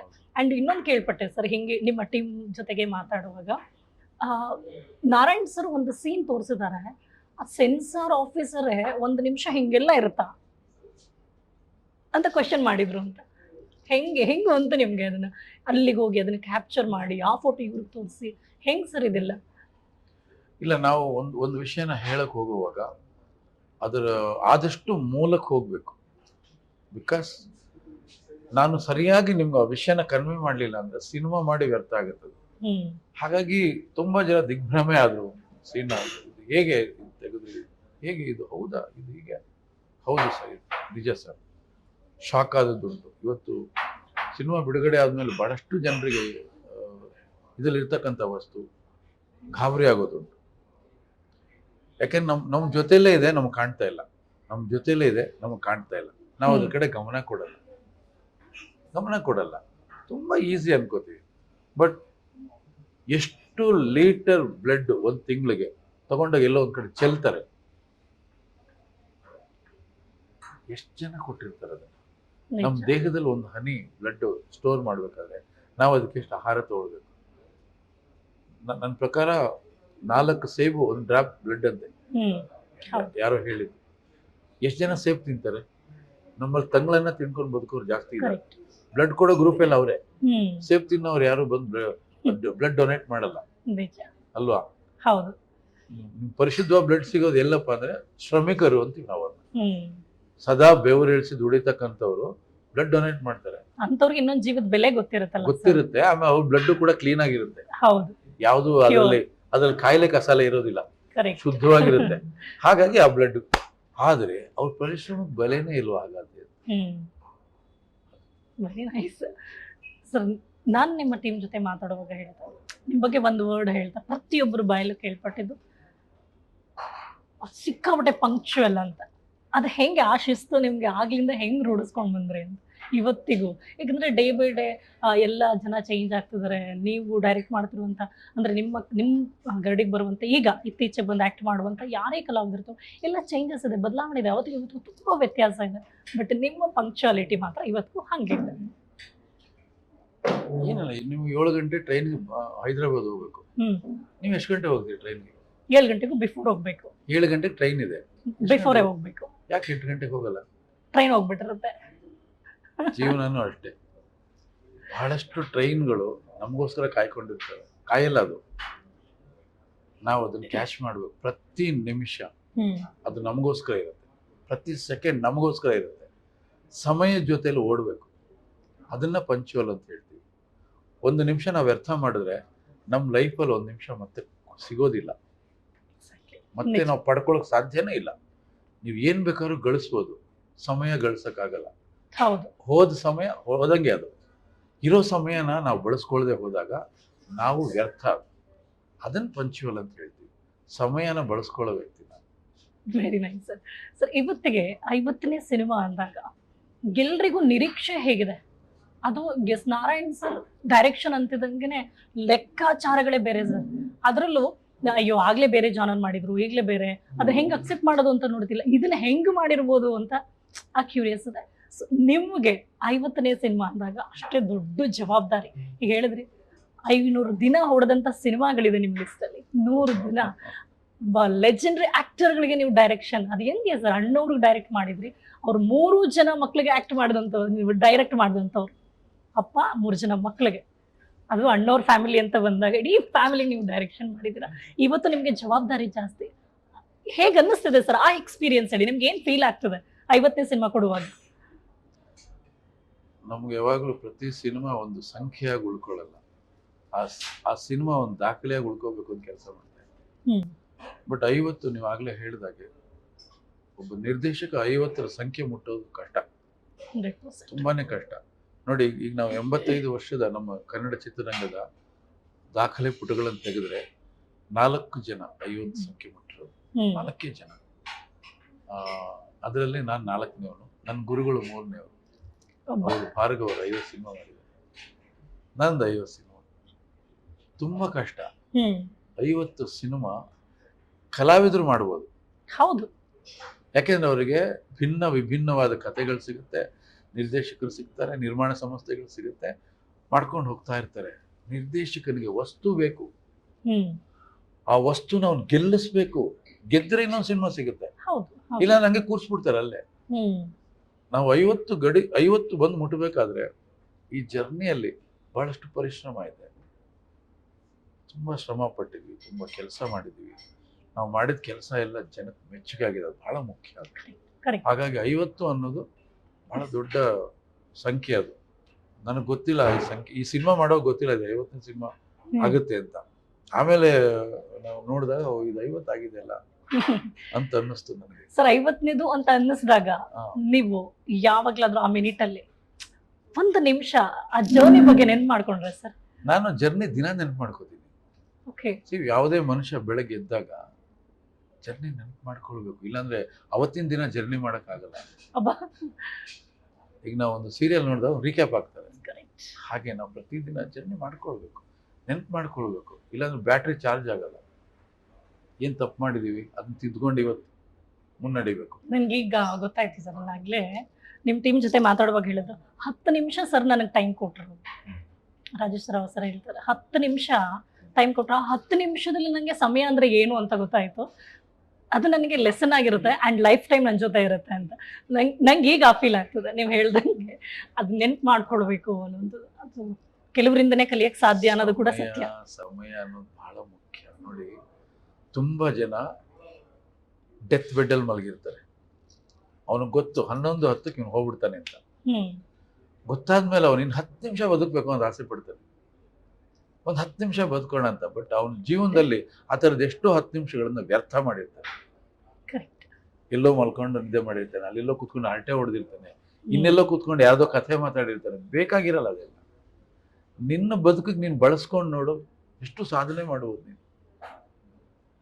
ನಿನ್ನ ಅಚೀವ್ ಮಾಡೋದಕ್ಕೋಸ್ಕರ ಭಗವಂತ ಭೂಮಿಗೆ ಕಳಿಸಿದಾನೆ. ನೀನ್ ಸಮಯನ ಬಳಸ್ಕೊಳ್ಳಲ್ಲ, ಸಮಯನ ಬಳಕೆ ಮಾಡ್ಕೊಳ್ಳಲ್ವಲ್ಲ, ಅದನ್ನೇ ಹೇಳೋದು ನಾವು. Very nice sir. ನೋಡಿ, ಈಗ ಇತ್ತೀಚಿನ ಸಿನಿಮಾಗಳು ಅಂತ ಬಂದಾಗ ಒಂದು ಸರ್ ಪ್ರಮೋಷನ್ ಕಾನ್ಸೆಪ್ಟ್ ಇರಲಿಲ್ಲ. ನೀವಾಗ ಅಷ್ಟೆಲ್ಲ ಸಿನಿಮಾಗಳು ಮಾಡಿದಾಗ ಒಂದು ವಾಲ್ ಪೋಸ್ಟ್ ಹಾಕಿದ್ರೆ ಸಾಕು, ಜನ ಹೋಗ್ತಾ ಹಿಂಗೆ ಕಣ್ಣ ಹಾಯಿಸ್ಕೊಂಡು ನಿಂತು ಯಾವ ಸಿನಿಮಾ ಅಂತ ಹೋದೆ, ಅಥವಾ ಇಂಥ ಡೈರೆಕ್ಟರ್ದು ಸಿನಿಮಾ ಬರ್ತಿದೆ ಅಂದಾಗ ಅಷ್ಟು ಕ್ಯೂರಿಯಸ್ ಆಗಿ ಸಿನಿಮಾ ಬರಲಿ ಥಿಯೇಟ್ರಿಗೆ ಅಂತ ಕಾಯ್ತಾ ಇದ್ರು ಸಿನಿಮಾ ನೋಡೋಕ್ಕೋಸ್ಕರ. ನೀವು ಯಾರನ್ನೂ ಹೇಳ್ಕೊಂಡು ಬಂದಿದ್ದ ದಿನ ಇಲ್ಲ. ನಮಗೆ ಗೊತ್ತಿರೋ ಹಾಗೆ ಆ ಸಿನಿಮಾಗಳೇ ಎಲ್ಲರನ್ನೂ ಥಿಯೇಟರ್ ತನಕ ತೊಗೊಂಡ್ಬಂದಿದ್ದು. ಬಟ್ ಇವತ್ತು ಈ ಪ್ರಮೋಷನ್ ಅನ್ನೋ ಕಾನ್ಸೆಪ್ಟ್ ಸ್ಟಾರ್ಟ್ ಆಗಿದೆ. ಸೋಷಿಯಲ್ ಮೀಡಿಯಾದಲ್ಲಿ ಎಲ್ಲ ಕಡೆ ಬರುತ್ತೆ, ಟ್ರೈಲರ್ ಬಿಟ್ಟಿರ್ತೀರಾ, ಟೀಸರ್ ಇರುತ್ತೆ, ಹಾಗೆಲ್ಲ ಎಲ್ಲಿತ್ತು ಸರ್ ಇದು ಕಾನ್ಸೆಪ್ಟ್? ಬಟ್ ಇವತ್ತು ಜನನ ಥಿಯೇಟರ್ ಕರ್ಕೊಂಡು ಬರಬೇಕು. It's a very big challenge. ಏನು ವ್ಯತ್ಯಾಸ ಏನಿದೆ ಸರ್? ಏನು ವ್ಯತ್ಯಾಸ ನೋಡ್ತಾ ಇದ್ದೀರಾ ನೀವು? ವ್ಯತ್ಯಾಸ ಇಷ್ಟೇ ನೋಡಿ, ನನ್ನ ಮೊದಲನೇ ಸಿನಿಮಾ ಚೈತ್ರದ ಪ್ರೇಮ ಅಂತೇಳಿ, ನಾನು ಹೊಸಬ, ನನ್ನ ಹೀರೋ ಹೊಸಬ, ನನ್ನ ಛಾಯಾಗ್ರಾಹಕ ಹೊಸಬ, ನಾಯಕಿ ಹೊಸಬಳು, ಎಲ್ಲ ಎಕ್ಸೆಪ್ಟ್ ಹಂಸಲೇಖ ಅವರು ಎಲ್ಲ ಹೊಸಬರು. ಈ ಹೊಸಬರ ಚಿತ್ರ ಹೊತ್ತು ಆರಂಭ ಮಾರ್ನಿಂಗ್ ಶೋ ಹೌಸ್ಫುಲ್ ಆಗುತ್ತೆ ಎಲ್ಲ ಕಡೆ. ಹೇಗೆ ನೀವು ಹೇಳಿದಾಗೆ ಪ್ರಚಾರಗಳಿಲ್ಲ, ವಾಹಿನಿಗಳಿಲ್ಲ. ನಮ್ಗೆ ಅವತ್ತು ಇದ್ದಿದ್ದು ಒಂದೇ ದೂರದರ್ಶನ, ವಾಹಿನಿಗಳೇ ಇಲ್ಲ. ಮಾಧ್ಯಮಗಳು ಕೂಡ ಅಬ್ಬರದ ಪ್ರಚಾರ ಯಾರು ಮಾಡ್ತಿರ್ಲಿಲ್ಲ, ಒಂದು 1/4 ಪೇಜ್ ಅಡ್ವರ್ಟೈಸ್ಮೆಂಟ್ ಅಷ್ಟೇ. ಹೇಗೆ ಬಂದರು ಅಂದರೆ, ಸಿನಿಮಾ ಒಂದು ಪ್ಯಾಷನ್ ಇತ್ತು ನೋಡೋದವ್ರಿಗೆ. ಸಿನಿಮಾ ನೋಡ್ಬೇಕು, ಕನ್ನಡ ಸಿನಿಮಾ, ಶುಕ್ರವಾರ ಸಿನಿಮಾ ನೋಡಬೇಕು, ಯಾವ ಸಿನಿಮಾ ನೋಡೋಣ, ಈ ಚರ್ಚೆಯಲ್ಲಿತ್ತು. ಈಗ ಆ ಥರ ಅಲ್ಲ. ಈಗ ಸಿನಿಮಾ ನೀವು ಟಾಯ್ಲೆಟಲ್ಲಿ ಕೂತ್ಕೊಂಡು ಟಾಯ್ಲೆಟ್ ಮುಗಿಸೋಷ್ಟಲ್ಲಿ ಇಂಟರ್ವಲ್ ನೋಡ್ಬಿಡ್ಬೋದು, ಅಷ್ಟು ಅನುಕೂಲ ಕೊಟ್ಬಿಟ್ಟಿದ್ದಾರೆ. ಈಗ ಅಷ್ಟು ಈಸಿ ಆಗೋಯ್ತು ಸಿನಿಮಾ. ಈಗ ಅವನಿಗೆ ತುಂಬ ಸುಲಭವಾಗಿ ಸಿನಿಮಾ ಅವನ ಮೊಬೈಲಲ್ಲಿ ಬರ್ತಾ ಇದೆ. ಅವನು ಅದನ್ನು ಮೀರಿ ಥಿಯೇಟ್ರ್ ಒಳಗಡೆ ಬಂದು ಅಲ್ಲೊಂದು ಇನ್ವೆಸ್ಟ್ಮೆಂಟು, ಟಿಕೆಟ್ ಥರ, ಅಲ್ಲಿ ಹೋದ್ರೆ ಇಂಟರ್ವಲ್ ಖರ್ಚು ಎಲ್ಲ, ಅದೊಂದು ಬಂಡವಾಳ. ಅದನ್ನ ಇಟ್ಕೊಂಡು ಅವ್ನು ಥಿಯೇಟ್ರಿಗೆ ಬರಬೇಕಾದ್ರೆ ಪ್ಲಸ್ ಸಮಯ, ಇದಿಷ್ಟು ಅವನಿಗೆ ಲಾಭದಾಯಕವಾಗಿದ್ರೆ, ಮನರಂಜನೆ ಪರಿಪೂರ್ಣ ಸಿಗೋದಿದ್ರೆ ಚಿತ್ರಮಂದಿರಕ್ಕೆ ಬರ್ತಾನೆ, ಬರೋದೇ ಇಲ್ಲ ಅವನು. ಬಟ್ ಇದು ಇಡೀ ಸಿನಿಮಾ ಟೀಮ್ಗೆ ದೊಡ್ಡ ಲಾಸ್ ಅಲ್ವಾ ಸರ್? ಕೋಟ್ಯಾಂತರ ರೂಪಾಯಿ ಇನ್ವೆಸ್ಟ್ ಮಾಡಿರ್ತಾರೆ, ನೀವು ಸಮಯ ಇನ್ವೆಸ್ಟ್ ಮಾಡಿರ್ತೀರಾ, ಆ ಒಂದು ಡೈರೆಕ್ಷನ್ಗೆ ನೀವು ಖರ್ಚು ಮಾಡಿರುವಂಥ ನಿಮ್ಮ ಯೋಚನೆಗಳಿರ್ಬೋದು, ಆ ಸಮಯ ಇರ್ಬೋದು, ಎಷ್ಟು ದೊಡ್ಡ ಇನ್ವೆಸ್ಟ್ಮೆಂಟ್ ಅದು. ನೀವು ಹೇಳ್ತೀರಾ ಟೈಮ್ ಬಗ್ಗೆ ಎಷ್ಟು ಹೇಳ್ತಾ ಇದ್ದೀರಾ. ಸೊ ಎಷ್ಟು ದೊಡ್ಡ ಇನ್ವೆಸ್ಟ್ಮೆಂಟ್ ಮಾಡಿ ಜನ ಥಿಯೇಟ್ರಿಗೆ ಬರಲಿಲ್ಲ ಅಂದರೆ ಸಿನಿಮಾ ಮಾಡಿ ಏನಾಯಿತು? ಅಂದ್ರೆ ಬರೋದೇ ಇಲ್ಲ ಅಂತ ನಾನು ಹೇಳಲ್ಲ, ಬರ್ತಾರೆ. ಯಾವ ಸಿನಿಮಾಗೆ ಬರ್ತಾರೆ ಅಂತ ನಾವು ಗೆಸ್ಟ್ ಮಾಡೋಕ್ಕಾಗ್ತಿಲ್ಲ, ಬಟ್ ಬರ್ತಾರೆ. ಆದರೆ ಈ ಸಿನಿಮಾಗೆ ಹಿಂಗೆ ಬರ್ತಾರೆ, ಥಿಯೇಟ್ರಿಗೆ ಜನ ಎಲ್ಲಿಂದ ಬರ್ತಾರೆ ಅಂದರೆ ಅವ್ನಿಗೇನೋ ಇಷ್ಟ ಆಗಿದೆ. ಅದು ಕರೆಕ್ಟ್. ಸಿನಿಮಾಲಿ ಇರ್ತಕ್ಕಂಥ ದೊಡ್ಡ ಸಸ್ಪೆನ್ಸ್ ಬ್ಯೂಟಿನೇ ಅದು. ಯಾವ ಸಿನಿಮಾನ ಅವನು ಇಷ್ಟಪಡ್ತಾನೆ ಗೊತ್ತಿಲ್ಲ. ಅದು ಈಗ ನಾವು ನೋಡಿದಾಗ ಒಂದು ದುನಿಯಾ ನಾವು ಸಿನಿಮಾ ಬಂತು, ಹೊಸ ಹೀರೋ, ಹೊಸ ಡೈರೆಕ್ಟರ್, ನೋಡಿದ್ರೆ ಕ್ರೌಡ್ ಫುಲ್ಲಿಂಗ್. ಅದು ಏನು ಇಷ್ಟ ಆಯಿತು, ಯಾಕೆ ಥಿಯೇಟ್ರ್ ಒಳಗೆ ಬಂದು ಗೊತ್ತಿಲ್ಲ. ಅದು ಅದೇ ಥರ ಚೈತ್ರ ಭೈಮಂಜಲಿ ಕೂಡ ಈ ಥರ ಒಂದಷ್ಟು ಸಿನಿಮಾಗಳು ಸಡನ್ನಾಗಿ ಜನನ ಆಕರ್ಷಣೆ ಮಾಡಿದ್ದು. ಈ ಸಿನಿಮಾ ಅನ್ನೋದೇ ಒಂದು ಮಾಯೆ. ಅದು ಅಣ್ಣವ್ರು ಹೇಳ್ತಿರ್ತಾರೆ, ಸಿನಿಮಾ ಮಾಯೆ. ಅದು ಯಾಕೆ ಇಷ್ಟ ಆಗುತ್ತೋ ಗೊತ್ತಿಲ್ಲ, ಯಾಕೆ ಇಷ್ಟ ಆಗಲಿಲ್ಲ ಅದು ಗೊತ್ತಿಲ್ಲ. ಅವನೇನೋ ನೋಡ್ದ, ನೀನು ನೋಡಿದ್ರು ಸಿಕ್ಕಾಪಟ್ಟೆ ಸಿನಿಮಾ ಓದ್ಕೊಂಡಿರ್ತೀರಿ ನೀವು, ತುಂಬ ಎಕ್ಸ್ಪೀರಿಯನ್ಸ್ ಇದೆ, ಎಕ್ಸ್ಪರ್ಟು ನೀವು, ಅನುಭವ ಇದೆ, ಕೂತ್ಕೊಂಡೆಲ್ಲ ಬರೀ ಸಿನಿಮಾ ಮಾಡ್ತೀವಿ. ಅವ್ನು ಯಾರೋ ಒಬ್ಬ ಗಾಂಧಿ ಕ್ಲಾಸಲ್ಲಿ ಬೀಡಿ ಸೇದವನು ಫೂ ಅಂದ್ಬಿಟ್ಟು ಹೋಗ್ಬಿಡ್ತಾನೆ. ಅವನೇನು ಮಹಾನ್ ಬುದ್ಧಿವಂತ ಅಲ್ಲ. ಅಂದರೆ ನಾವೆಷ್ಟೇ ಬುದ್ಧಿವಂತರಾದರೂ ಕೂಡ ಅವನ ಮುಂದೆ ದಡ್ರೆ, ಅವನೇ ಬುದ್ಧಿವಂತ. ಯಾಕೆಂದರೆ ನಾನು ಬರೆದಿರೋ ಎಕ್ಸಾಮ್ ಪೇಪರ್ಗೆ ಮಾರ್ಕ್ಸ್ ಕೊಡೋದೇ ಅವನು ತಾನೆ. ಕರೆಕ್ಟ್. ನಾನು ಓದ್ಕೊಂಡು ಎಕ್ಸಾಮ್ ಬರ್ದಿರ್ತೀನಿ, ಅವನು ಓದ್ದೆ ನನ್ನ ಕ್ವಶನ್ ಪೇಪರ್ಗೆ ಮಾರ್ಕ್ಸ್ ಕೊಡ್ತಾನೆ. ಇದೇ ಸಿನಿಮಾ. ಇದೇ ಸಿನಿಮಾ. ಈ ಲೆಕ್ಕಾಚಾರ ಯಾರು ಕಂಡಿಡಿಯಕ್ಕಾಗಲಿಲ್ಲ ಇವತ್ತಿನವರೆಗೂ. ಅದಕ್ಕೆ ತುಂಬ ಜನ ಪಂಡಿತರು ಹೇಳ್ತಾರೆ, ಕುದುರೆ ಮೇಲೆ ದುಡ್ಡು ಕಟ್ಟೋದು, ಸಿನಿಮಾಗೆ ದುಡ್ಡು ಕಟ್ಟೋದು ಎರಡು ಒಂದೇ ಅಂತ. ಯಾಕೆಂದರೆ ಗೊತ್ತಿಲ್ಲಲ್ಲ ಆ ಬಾಲ ಎಲ್ಲಿ ಯಾವಾಗ ಅಲ್ಲಾಡತ್ತೆ ಅಂತ, ಅವಾಗ ಕಾಸು ಬರುತ್ತೆ ಅಷ್ಟೇ. ಇದು ಕೂಡ ಗೊತ್ತೇ ಆಗಲ್ಲ, ಗೌಪ್ಯವಾಗಿರುತ್ತೆ ಎಲ್ಲ. ಸೊ ನಿಮ್ಗೆ ಆತಂಕ ಇದೆಯಾ? ಯಾಕಂದ್ರೆ ನಿಮಗೆ ಗೊತ್ತು, ನೀವು ಫೇಸ್ ಮಾಡಿದಿರ ಆ ಖುಷಿ, ಆ ಸೆಲೆಬ್ರೇಷನ್, ಆ ಹಬ್ಬ ಎಲ್ಲ ನೀವು ಕಣ್ ತುಂಬ್ಕೊಂಡಿದ್ದೀರ. ಬಟ್ ಇವತ್ತು 50ನೇ ಸಿನಿಮಾ ಕೊಡುವಾಗ ಜನ ಹೇಗೆ ಅಕ್ಸೆಪ್ಟ್ ಮಾಡ್ತಾರೆ? ಈ ಲೆಕ್ಕಾಚಾರ ನಿಮ್ಗೆ ಬಂದಿತ್ತಾ ಸರ್? ಸಿನಿಮಾ ಮಾಡೋವಾಗ ಆತಂಕ ಇರಬೇಕು, ಸಿನಿಮಾ ಬಿಡುಗಡೆ ಮಾಡೋವಾಗ ಇರಬಾರ್ದು. ಯಾಕೆಂದ್ರೆ ಸಿನಿಮಾ ಮಾಡಿ ಸೆನ್ಸಾರ್ ಆಗೋಗ್ಬಿಟ್ರೆ ಮುಗಿದೋಯ್ತು ನಮ್ದು. ಆತಂಕ ಪಡಬಾರ್ದು. ನಮ್ಗೆ ಗೊತ್ತಿಲ್ಲ, ಅದು ಏನು ಬದಲಾಯಿಸಕ್ಕಾಗಲ್ಲ, ನಾವೇನೂ ಮಾಡೋಕ್ಕಾಗಲ್ಲ. ನಾನು ಆತಂಕ ಪಡೋದ್ರಿಂದ ಅದು ರಿಸಲ್ಟ್ ಏನಾದ್ರು ಬದಲಾಗತ್ತಾ? ಸಾಧ್ಯ ಇಲ್ಲ. ಸಿನಿಮಾ ಮಾಡೋವಾಗ ಆತಂಕ ಇರಬೇಕು. ಯಾಕೆಂದ್ರೆ ನನ್ನ ಕೈಯಲ್ಲಿದೆ ಸಿನಿಮಾ, ನಾನು ಅದನ್ನು ಯಾವ ಕ್ಷಣದಲ್ಲಿ ಬೇಕಾದ್ರೂ ಅದನ್ನು ಬೇರೆ ರೀತಿಯಲ್ಲಿ ತೆಗಿಬೋದು. ನಾನು ಯಾವ ರೀತಿಯಲ್ಲಿ ಯಾವ ಕ್ಷಣದಲ್ಲಿ ಬೇಕಾದ್ರೂ ಅದ್ರ ರೂಪುರೇಷೆಗಳು ಬದಲು ಮಾಡ್ಬೋದು. ನಾನು ಅವಾಗ ಪಡಬೇಕು ಆತಂಕ. ಸಿನಿಮಾ ಬಿಡುಗಡೆ ಟೈಮಲ್ಲಿ ಆತಂಕ ಪಡಬಾರ್ದು. ಯಾಕೆ ನಾವು ಅವನೇನು ರಿಸಲ್ಟ್ ಕೊಟ್ಟರು ನಾನು ಅದನ್ನು ಸ್ವೀಕರಿಸೋಕೆ ಸಿದ್ಧವಾಗಿ ನಿಂತ್ಕೋಬೇಕು. ಏನು ಕೊಡ್ತೀಯಪ್ಪ, ಬೆನ್ ತಟ್ತೀಯಾ, ತಿರುಗಿ ನಿಂತ್ಕೊಳ್ತೀವಿ, ಬೆನ್ ತಟ್ಟಪ್ಪ, ಉಗೀತೀಯಾ, ಎದುರು ನಿಂತ್ಕೋಬೇಕು, ಉಗಿಯಪ್ಪ ಅಂತ ಅಷ್ಟೇ, ಬೇರೆ ಮಾರ್ಗನೇ ಇಲ್ಲ. ಆಮೇಲೆ ನಿಮ್ದು ಬರೀ ಡೈರೆಕ್ಷನ್ ಅಲ್ಲದೆ ಸರ್, ಬೇರೆ ಬೇರೆ ವಿಭಾಗದಲ್ಲೂ ಎಲ್ಲದರಲ್ಲೂ ಆ ಮೆಚ್ಚುಗೆ ಇದೆ, ಎಲ್ಲದರಲ್ಲೂ ಇದೆ. ಒಂದು ಆ್ಯಕ್ಟಿಂಗ್ ಅಂತ ಬಂದಾಗ ಸ್ಕ್ರೀನ್ ಮುಂದೆ ಬರ್ತೀರಿ, ಅದು ಕಾಮಿಡಿ ಮೂವಿ ಆಗಿದ್ರೆ ನೀವು ಎಂಟ್ರಿಲೇ ನಗು ಬರುತ್ತೆ. ಐ ಡೋಂಟ್ ನೋ, ಆ ಮುಖದಲ್ಲಿ ಆ ಥರ ಎಕ್ಸ್ಪ್ರೆಷನ್ಸ್, ಆ ಫೀಲ್ ಕೊಡೋದು, ಅಥವಾ ನೀವು ಈ ಸಿನಿಮಾ ನಗು ಬರಲ್ಲ, ನಿಮಗೆ ಬರಲ್ಲ. ಕಾಪ್ ಪೊಲೀಸ್ ಆಫೀಸರ್ ಗಂಭೀರವಾಗಿ ಸರ್, ಅದೇ ಹೇಳ್ಬೇಕು ಅನ್ಕೊಂಡೆ. ಈ ತುಂಬಾ ಗತ್ತಲ್ಲಿ ತುಂಬಾ ಗಾಂಭೀರ್ಯವಾಗಿರುವಂಥವ್ರು ಹೆಣ್ಮಕ್ಳನ್ನ ವರ್ಣಿಸ್ತಾರಲ್ಲ, ಬಟ್ ಈ ಗಂಡು ಮಕ್ಳಿದ್ರೆ ಹೆಂಗೆ, ಏನು ವರ್ಡಲ್ಲಿ ಹೇಳ್ತಾರೆ ಸರ್ ತುಂಬಾ ಗಾಂಭೀರ್ಯತೆ ಅಂದಿರೋರ್ನ? ಗಜಗಾಂಭೀರ್ಯನ ನಿಮ್ಗಾದಿದೆ ಸರ್? ಹೌದಾ? 100% ಇದೆ. ನಾನು ನಿಮ್ಗೊಂದು ಸ್ಕ್ರೀನ್ ಶಾಟ್ ತೋರಿಸಿ ನಾನು ನಿಜವಾಗ್ಲೂ ಯಾಕೆ ಹಿಂಗಂದೆ ಅಂತ ನಿಮ್ಗೆ ಹೇಳ್ಬೇಕು ಅನ್ಕೊಂಡೆ. ಇದೊಂದೇ ಸೀನಲ್ಲಿ ಸರ್, ಇದೊಂದೇ ಸೀನಲ್ಲಿ ನೀವು ಆ ಕರುಣೆ ತೋರಿಸ್ತಾ ಇರೋದು ಕಾಣಿಸ್ತದೆ, ಕೋಪ ಇದೆ, ಇದ್ರಲ್ಲೂ ನಿಮ್ಗೆ ಆ ಕೋಪದಲ್ಲಿ ಎದ್ದು ಬರ್ತಾ ಇರೋದಿದೆ, ನಿಮಗೆ ದುಃಖ ಇದೆ. ನಾನು ಸೀರಿಯಸ್ ಆಗಿ ಒಂದೇ ಇದ್ರಲ್ಲಿ ನೋಡಿ ಎಷ್ಟು ಇದ್ರಲ್ಲಿ ಎಂಥ ಕರುಣೆ ನಿಮ್ದ್ರಲ್ಲಿ ಅಯ್ಯೋ ಅನ್ನೋದು ಕಾಣಿಸ್ತದೆ. ಸೊ ಇಷ್ಟು ಒಂದು ನಿಮಿಷದಲ್ಲಿ ಬಂದು ಹೋಗೋದ್ರಲ್ಲಿದೆ. ಆ್ಯಂಡ್ ಇಷ್ಟು ನೋಡಿದರೆ ಸಾಕು ಅನ್ಸುತ್ತೆ ನನಗೆ. ನಾ ಹೇಳ್ತಾ ಇರ್ತೀನಿ, ಒಂದು ಸಿನಿಮಾಯಿಂದ ಇನ್ನೊಂದು ಸಿನಿಮಾಗೆ ನಟಿಸುವಾಗ ಅವರ ಪಾತ್ರಗಳು ಬದಲಾದಾಗ ಅವರಲ್ಲಿರೋ ಕಲೆ, ಆ ನಟನೆ, ಆ ಶಕ್ತಿ ಹೊರಗಡೆ ಕಾಣಿಸುತ್ತೆ ಅಂತ. ಬಟ್ ನಿಮ್ಗೆ ಒಂದೇ ಸೀನಲ್ಲಿ ಇಷ್ಟೆಲ್ಲ ಮಾಡೋಕ್ಕಾಗುತ್ತಲ್ಲ, ಹೆಂಗೆ ಮಾಡಬೇಕು ಅಂತ ನಾವು ಅಂದ್ಕೊಂಡಾಗ ಏನು ಬೇಕಾದ್ರೂ ಮಾಡ್ಬೋದು. ಯಾವಾಗಲೂ ಅಷ್ಟೇ, ನಾನು ಇದನ್ನು ಮಾಡ್ತೀನಿ, ಮಾಡ್ಬೋದಾ ಅಂದ್ರೆ ಮಾಡೋಕ್ಕಾಗಲ್ಲ, ನಾನು ಇದನ್ನು ಮಾಡ್ತೀನಿ, ಮಾಡ್ಬೋದು ನೀವು. ಅಯ್ಯೋ ಅವ್ರಿಗೆ ಅದು ಸೂಟ್ ಆಗುತ್ತೆ, ನಾನು ಮಾಡೋಕ್ಕಾಗಲ್ಲ, ಅದು ನಮ್ಮ ಕೈಲಿ ಏನಾಗಲ್ಲ, ನಮ್ಮ ಕೈಲಿ ಎಲ್ಲವೂ ಆಗುತ್ತೆ. ಹ್ಮ್ ಈ ಜಗತ್ತಿನ ಎಲ್ಲ ವಿಸ್ಮಯಗಳನ್ನ ಮನುಷ್ಯ ತಾನೇ ಮಾಡಿರೋದು. ಹೌದು. ಮನುಷ್ಯ ಏನ್ ಮಾಡಿಲ್ಲ. ಹಾಗಿದ್ದಾಗ ಯಾಕೆ ನಾವು ಮಾಡಬಾರ್ದು? ಅಷ್ಟೇ, ವೆರಿ ಸಿಂಪಲ್. ಮಾಡ್ಬೇಕು ನಾವು. ನಿಜವಾಗ್ಲೂ ನಂಗೆ ನಿಮ್ಮ ಹತ್ರ ಮಾತಾಡಿದ್ರೆ ಎಷ್ಟೋ ಸಿನಿಮಾ ಸೀನ್ಸ್ಗಳೆಲ್ಲ ಕಣ್ಣು ಮುಂದೆ ಹಂಗೆ ಬರ್ತಾ ಇದೆ ಸರ್. ಸೀರಿಯಸ್ಲಿ, ಹಿಂಗೆ ಹೋದ್ರೆ ಪಾಂಡವಪುರ ಸಿಗುತ್ತಾ, ಹಿಂಗೆ ಹೋದ್ರೆ ಕೈ ನೋವು ಬರುತ್ತೆ. ಸೂರ್ಯವಂಶ ಯಾರು ಬೇಕಿದ್ರು ಅದು ಡೈಲಾಗ್ ಹೇಳಿದ ತಕ್ಷಣ ಹೇಳ್ತಾರೆ. ಊಟ ಆಯ್ತಾ, ಬಸ್ ಕೆಳಗಡೆ ನಿಂತ್ಕೊಂಡು ತಂಗಳು ತಿಂದ್ಬಿಟ್ಟು ಬಂದಿರ್ತಾರೆ. ನೀವು ಮಾತಾಡ್ಸೋದಿದೆಯಲ್ಲ ಒಂದಷ್ಟು ಅದೆಲ್ಲ ಸೂಪರ್ ಆಗಿದೆ ಸರ್. ಬಹಳ ಖುಷಿ ಆಗುತ್ತೆ. ಎಷ್ಟು ಸೀನ್ಸ್ಗಳು ಕಣ್ಣು ಮುಂದೆ ಬಂದ್ಬಿಡುತ್ತೆ ನಿಮ್ಮ ನೋಡಿದ್ರೆ. ಈಗ ಸರ್, ನೀವು ಇಷ್ಟೆಲ್ಲ ನಟನೆ ಮಾಡುವಂಥವ್ರು, ಒಬ್ಬ ಡೈರೆಕ್ಟರ್ ಆಗಿದ್ರಿ, ಇದರಲ್ಲಿ ಆ್ಯಕ್ಟ್ ಮಾಡಿದಿರಿ, ಆ್ಯಂಡ್ ನಿಮ್ಮ ಜೊತೆಗೆ ಒಂದಷ್ಟು ಕಾಸ್ಟಿಂಗ್ ಆಯ್ಕೆ ಮಾಡುವಾಗ ಏನನ್ನು ನೋಡಿದ್ರಿ? ಯಾಕಂದ್ರೆ ನಿಮ್ಗೆ ಈಗ ಅಂದ್ಕೊಂಡಂಗೆ 50ನೇ ಸಿನಿಮಾದ ಜವಾಬ್ದಾರಿನೇ ಬೇರೆ. ಕಾಸ್ಟಿಂಗ್ ಹೆಂಗೆ ಮಾಡಿದ್ರಿ, ಹೆಂಗೆ ಆಯ್ಕೆ ಮಾಡಿದ್ರಿ? ನಾನು ಕಾಸ್ಟಿಂಗ್ ಎಲ್ಲ ಮಾಡಿದ್ರೆ ಎಲ್ಲರಿಗೂ ಆಶ್ಚರ್ಯ ಆಗುತ್ತೆ. ನಾನು ತುಂಬ ಟೈಮ್ ತೊಗೊಳಲ್ಲ. ಕಾಸ್ಟಿಂಗಿಗೆ ಹೆಚ್ಚು ಅಂದರೆ 1 hour ತೊಗೊಳ್ತೀನಿ ಅಷ್ಟೇ. ಕಾಸ್ಟಿಂಗ್ ಮಾಡಿಬಿಡ್ತೀನಿ. ಹೆಂಗೆ ಸರ್? ಯಾಕೆ ಅಂದರೆ ನಾನು ಬರಿತಾ ಇರ್ತೀನಲ್ಲ. ನಿಮ್ಗೆ ಇನ್ನೊಂದು ವಿಷಯ ಹೇಳೋದು ಮತ್ತೆ, 50 ಸಿನಿಮಾ ಮಾಡುವಾಗ ಬರವಣಿಗೆ ಮತ್ತು ನಿರ್ದೇಶನ ಮಾಡಿದ ಏಕೈಕ ನಿರ್ದೇಶಕ ನಾನು. 50 ಸಿನಿಮಾ ಮಾಡಿದ್ದಾರೆ. ಬರವಣಿಗೆ ಮತ್ತು ನಿರ್ದೇಶನ ಅದು ನಾನು ಒಬ್ಬನೇ ಮಾಡಿರೋದು. ಈ ಬರವಣಿಗೆ ಮಾಡುವಾಗ ಆ ಪಾತ್ರಗಳು ಬರುತ್ತೆ, ಅಲ್ಲಿ ಬರಿತಾ ಬರಿತಾ ಬರಿತಾ ಪಾತ್ರ ಬರುತ್ತೆ. ರಫ್ ಆಗಿ ಬರೆದಿಟ್ಕೊಂಡಿರ್ತೀವಿ ಅಷ್ಟೇ. ನಮ್ಮ ಮ್ಯಾನೇಜರ್ ಕೈ ಕೊಟ್ಬಿಟ್ರೆ ಅವ್ರಿಗೆ ಫೋನ್ ಮಾಡ್ತಾರೆ, ಕನ್ಫರ್ಮ್. ಹಂಗೆ ಹೇಳ್ತಾ ಇದ್ರು ಸರ್ ಮಾತಾಡುವಾಗ. ಸರ್ ಏನಾದರೂ ನಮಗೊಂದು ಕಾಲ್ ಮಾಡಿ ನೀವು ಅಂತ ಹೇಳಿದ್ರೆ ಪ್ರ್ಯಾಂಕ್ ಏನೋ ಅನ್ನಿಸ್ತಾ ಇತ್ತು. ಅಂದರೆ ಅಷ್ಟು ದೊಡ್ಡ ಡೈರೆಕ್ಟರ್ ನಮಗೆ ಕಾಲ್ ಮಾಡಿದ್ರಾ ಅನ್ನೋ ಥರ ಹೇಳ್ತಾ ಇದ್ರು. ಸೊ ಹಂಗೆಲ್ಲ ಆಯ್ಕೆ ಮಾಡಿದ್ರು ಅಂತ ಅವರು ಖುಷಿಯಾಗಿ ಹೇಳ್ಕೊಳ್ತಾ ಇದ್ದಾರೆ. ನಿಜವಾಗ್ಲೂ ಸರ್, ಇದೆಲ್ಲ ಲೆಕ್ಕಾಚಾರಗಳು ಬಂದಾಗ ಎಲ್ಲರೂ ಹೇಳ್ತಾರೆ, ನಾವು ಆ ಸರ್ನ ನಾವು ಒಂಥರ ದೇವ್ರ ಥರ ನೋಡಿದ್ವಿ. ನಂಗೆ ಹೇಳಿದ್ರು ನಿಮ್ಮಲ್ಲೇ ಒಬ್ಬರು ಬಂದು ಅವ್ರು ಬಿಟ್ಟಿದ್ದಂಥ ವೈಟ್ ಸ್ಲಿಪ್ಪರ್ ಆ್ಯಂಡ್ ಅವ್ರ ಡ್ರೆಸ್ ಅವ್ರ ಕಾಲಿಗೆ ಬಿದ್ದಿದ್ದು, ಇಷ್ಟು ಸಾಕು ನನಗೆ ಲೈಫ್ಗೆ ಅಂತ. ಅಯ್ಯೋ, ಯಾರದು ಮಹಾನ್ ದೊಡ್ಡ ಮಾತಾವೆಲ್ಲ. ಪ್ರಸನ್ನ ಅವರು ಇದರಲ್ಲಿ ವಿಲನ್ ಆಗಿ ನೀವು ಆಯ್ಕೆ ಮಾಡಿದ್ದು ಪ್ರಸನ್ನ ಹೇಳಿದ್ರು. ಅವರು ಆಪರ್ಚುನಿಟಿ ಕೊಟ್ಟಿದ್ದೆ ನಂಗೆ ದೊಡ್ಡ ವಿಚಾರ. ಅವ್ರು ಕರೆದಾಗ ನನಗೆ ಆ ಥರ ಆಯಿತು, ದೇವ್ರ ಥರ.